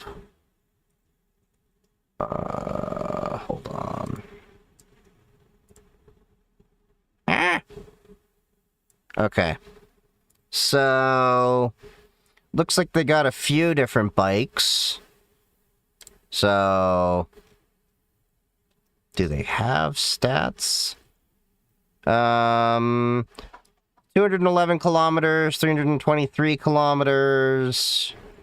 What is it? 1.8 kilometers per mile? Do the math.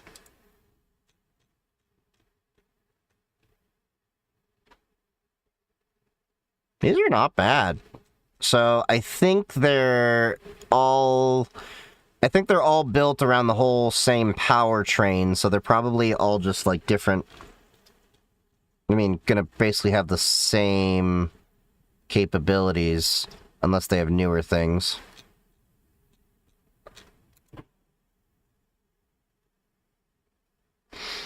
Let me see. Range, 231 kilometers, so that one's the only one that's a little bit different.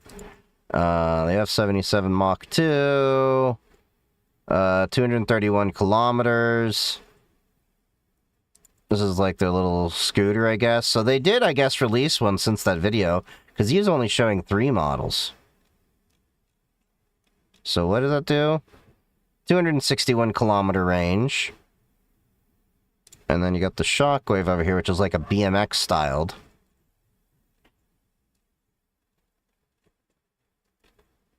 What is it?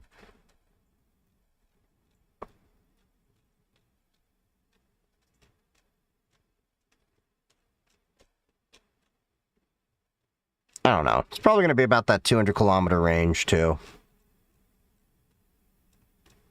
But yeah, so it's not too bad. So what are we talking? 211 to miles. That equals 131 miles on the low end. And what was it, like 310? To about 192. So that's not bad.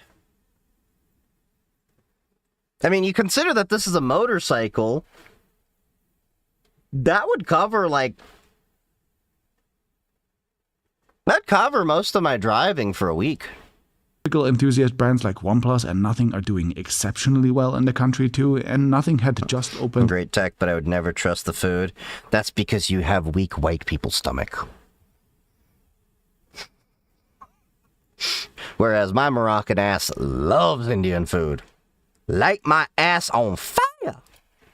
Their first ever retail location outside of London, right here in Bengaluru, just this month too. And then talking of friendly locals, a few of my viewers recommended that I watch videos from Bangawalks while doing my research, who is a Bangalore-based YouTuber with some fantastic videos on urbanism, and so I reached out and set up a meeting with him as well. He recommended we meet in front of their town hall. You're talking about dysentery? Town hall was hosting an event. Dude, do you see how clean this is? This in Bangalore? There's a difference between when you're eating in a restaurant and you're eating street food. Okay? If you're going to a restaurant, you're fine. If you're going to get street food, that's where you're playing Russian roulette. And I was told that by a doctor who went to India regularly for philanthropic work.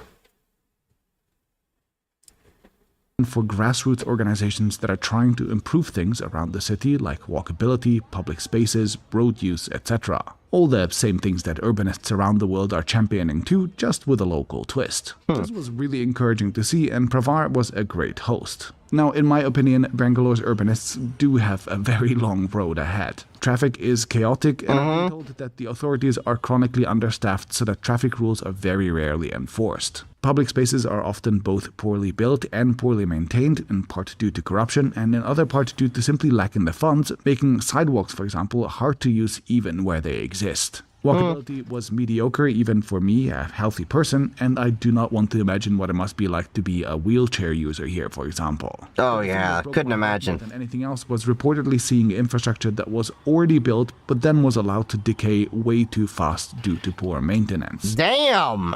How you done fucked that up? It's just a sad sight. Now, from what I'm hearing, there is real progress in many areas, and I've seen China, for example, fix many of the same problems that I've seen here during the last few years that I've spent there, so I hope Bangalore can eventually do the same too. But enough about roads and stuff, let's move on to something completely different. I am in front of a hospital built by a tech startup. It's called Even Hospitals, and they say that they reinvented a lot of the healthcare processes using technology. I'm about to meet the founders. Let's see what it's like. I met the founders Mayank and Alessandro, who is an Italian with a machine learning PhD from Cambridge, and it's a good example of how increasingly India is becoming an attractive country for international entrepreneurs to start businesses in as well. Even Health has a pretty interesting solution to a challenging Indian healthcare system. Basically, they're saying that the Indian health insurance market is very immature. Thank you for the follow. Most Indians are either uninsured,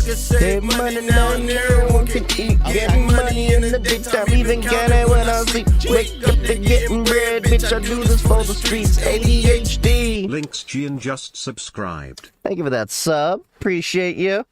We come with receipts around here. Thank you for that sub. Appreciate you. Happy hacking, bud.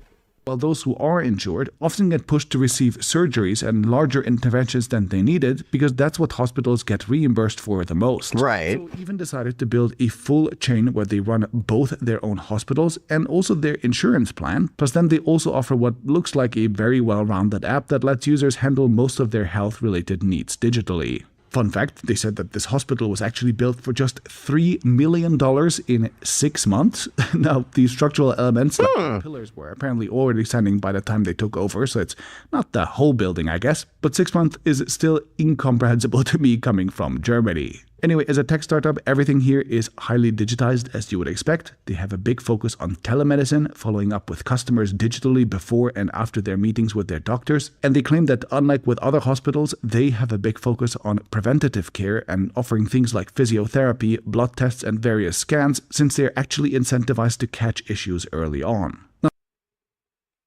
This is actual healthcare. Preventative medicine. Because in the USA... if you know the USA, we mostly have sick care. We don't have health care. They are Everybody on the real. Thank you. Company, which is something that I would be pretty hesitant about in Germany, but I don't know enough about the Indian healthcare system to assess that here. I'm a bit concerned with a lot of that metal I see in the room. What, in the MRI? It turns out well for all the parties involved. And talking of startups, I also thought that the everyday apps that Indians use were worth a quick mention too.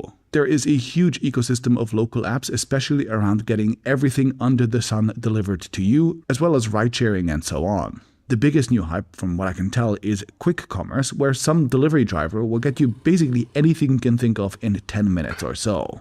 Wait, what? This is somewhat controversial due to the risky work conditions for the drivers and all, but it's everywhere and growing really fast right now from what I can see. Now, one kind of uniquely Indian feature that I wanted to highlight is that almost all of the food ordering apps have a prominent toggle for vegetarian options. As a vegetarian myself, this is a feature that I wish our apps copied as well. Well, it makes sense in India more so because in India that is actually a really, really common dietary thing. I think it's due to religion and all that. But yeah, that makes sense. Whereas like in America, in Europe, and stuff like that, vegetarians are in the extreme minority. That's just how it is. Interestingly, India has effectively banned... Oh, Uber does that? I guess I never paid attention.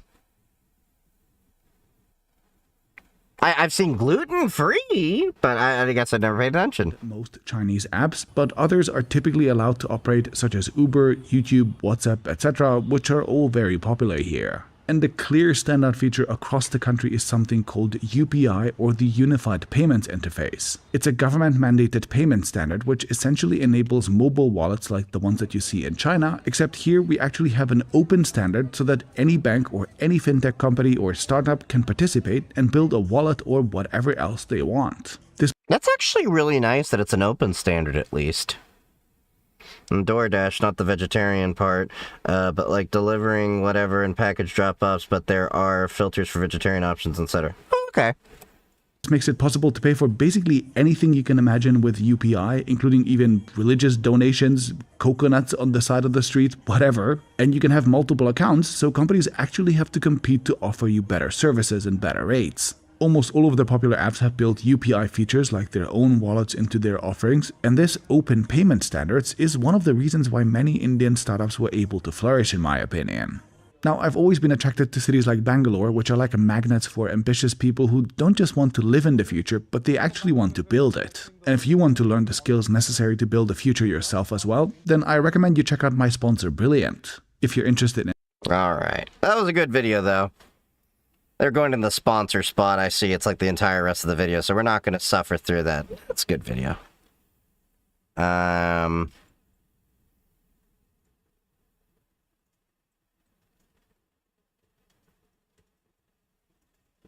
Did we watch this video? I think we did talk about that. We skipped around, because, yeah, now I'm seeing videos that we did watch. Let me see, hold on. What is this video? How long is this? We'll see if I want to go through that. No, it's a little bit long right now. We can save that for later. I'm just trying to see what, yeah. Most of these videos are probably going to be saved for next time. I might stream again tomorrow. We'll see.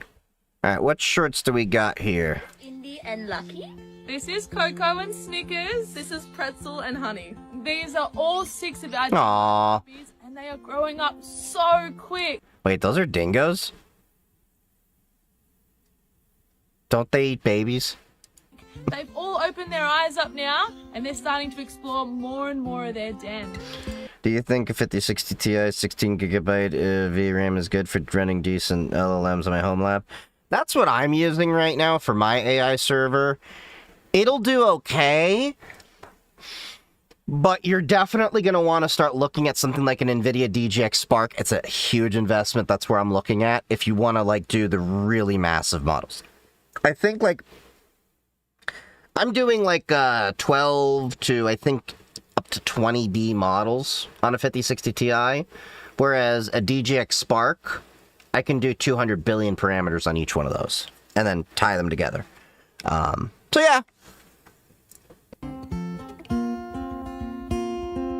Oh yeah, and if you're using a 5060 Ti, go look at my GitHub. There's a project in there called Franken LLM that can help you set up a server for all of that stuff, so you don't have to go doing all that stuff. But yeah, I have Franken LLM will set up the open web UI, and then if you have multiple GPUs, it can set up each GPU to be independent with its own LLMs. So yeah.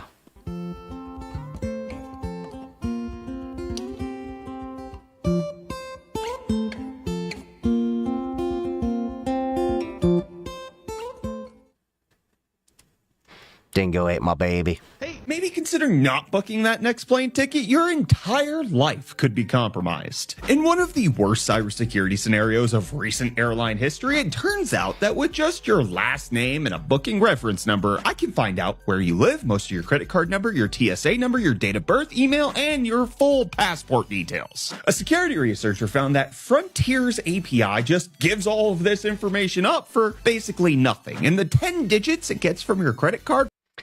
Thank God I have never flown Frontier and never wanted to. Plus the expiration date is enough to make the entire thing brute forceable. Frontier. Wait. What? Says that they're aware of it and that they've addressed and resolved it. And of course, security is a top priority for them. Unfortunately, in the age of vibe coding, these types of exploits are both going to be found more easily and be put into systems at scale way quicker. Unfortunately. So it looks like the AI art industry might have just been destroyed by PETA. Or I guess more accurately, by this monkey. Wait, what? Very famously, a lawsuit between PETA and a photographer because this monkey took a picture of itself. And in that case, it was determined legally that copyrightable works require human authorship. Now, because of the precedent set by this macaque, which is named Naruto, by the way, an AI-generated comic book lost its copyright protection because a judge determined that making AI art does not qualify as human authorship. And of course, this now sets a precedent that AI art cannot be copyrighted. So let's all give a hand to Naruto the macaque for single-handedly saving art from the machines. This is actually really great. So let me put it this way, you know, like, this is great because we won't be able to get the AI art slop and everything. I still pay artists for my serious graphics, like this little penguin that's right below me. My friend did that. This actually was made by a human.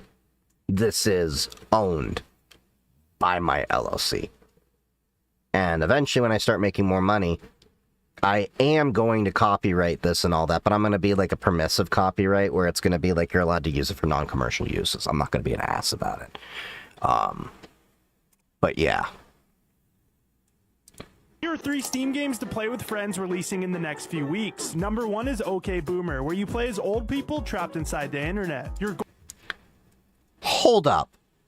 Did I just stroke out? Was this game called OK Boomer? Here are 3 Steam games to play with friends releasing in the next few weeks. Number 1 is OK Boomer, where you play as old people trapped inside the internet. Your goal is to locate and fix glitches, and every single map is based on a real social media platform. Number 2 is Funnel Runners, where you and up to 7 friends are trapped in a town with an F5 tornado approaching. You have to quickly scavenge for parts and repair your van to get out before the storm hits. And number 3 is Happy's Humble Burgatory, a game where you work at a fast food shop and have to grill burgers, serve customers, and hit your quota before the kitchen turns into a total nightmare. Turns into a total nightmare? Jeez. So Discord is now officially testing age verification with a whole new method to verify. This method will require you to verify your credit card. Whether it's on file or not, you still have to verify. The biggest downside with this method is that it could come with face scans, and if it doesn't, it will still be an option on the side. This is exactly like the Apple and Texas law. I don't even know what this is going to fix.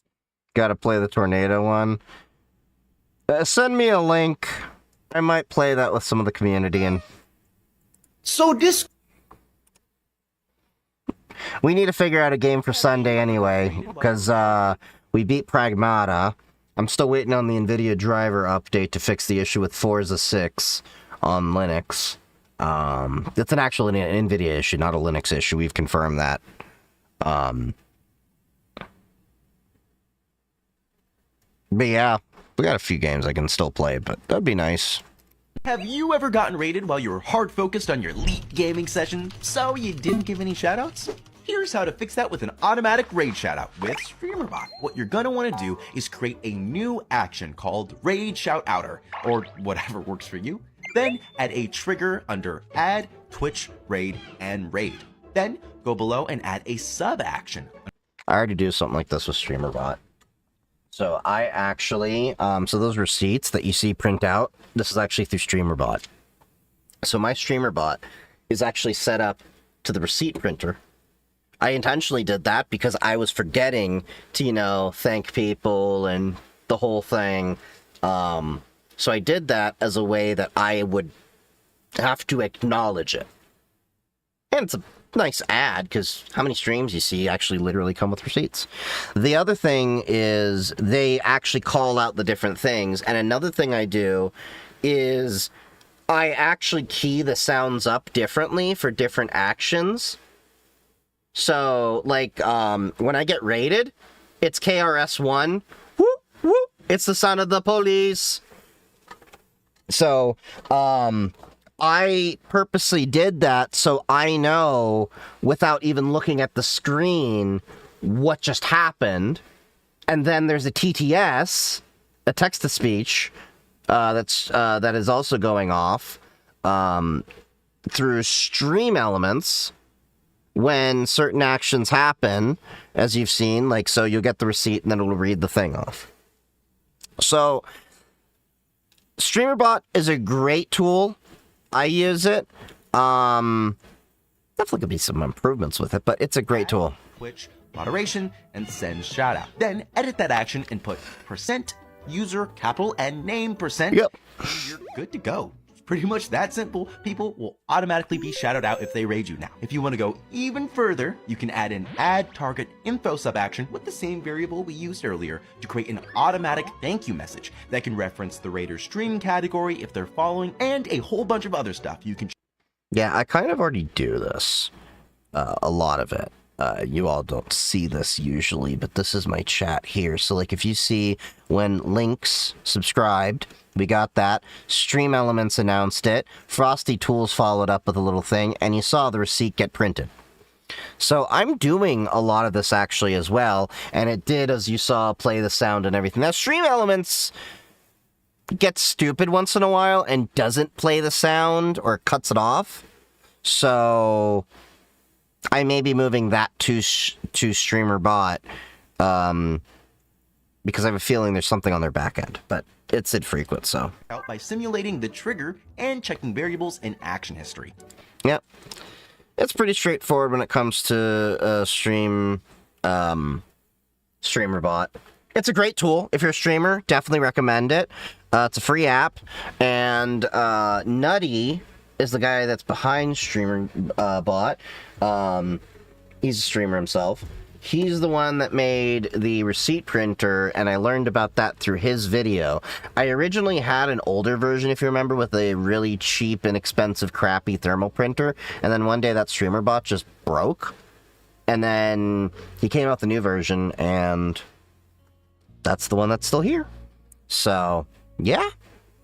But, anyway, it is getting a little bit late here. I do got to get ready to wind down for bed. So thank you all for joining me. Stick around for the raid. If you are on Twitch, make sure to check the link in bio. If you don't see the links right now in chat, to join me on all of my socials. Join the Discord community. We've got a great community there. Join the Matrix server, decentralized kind of Discord-like environment as well. So if something happens to Discord, we have the Matrix server. Follow me on Instagram, Mastodon, Blue Sky, YouTube, the Twitch, the Kick, the TikToks.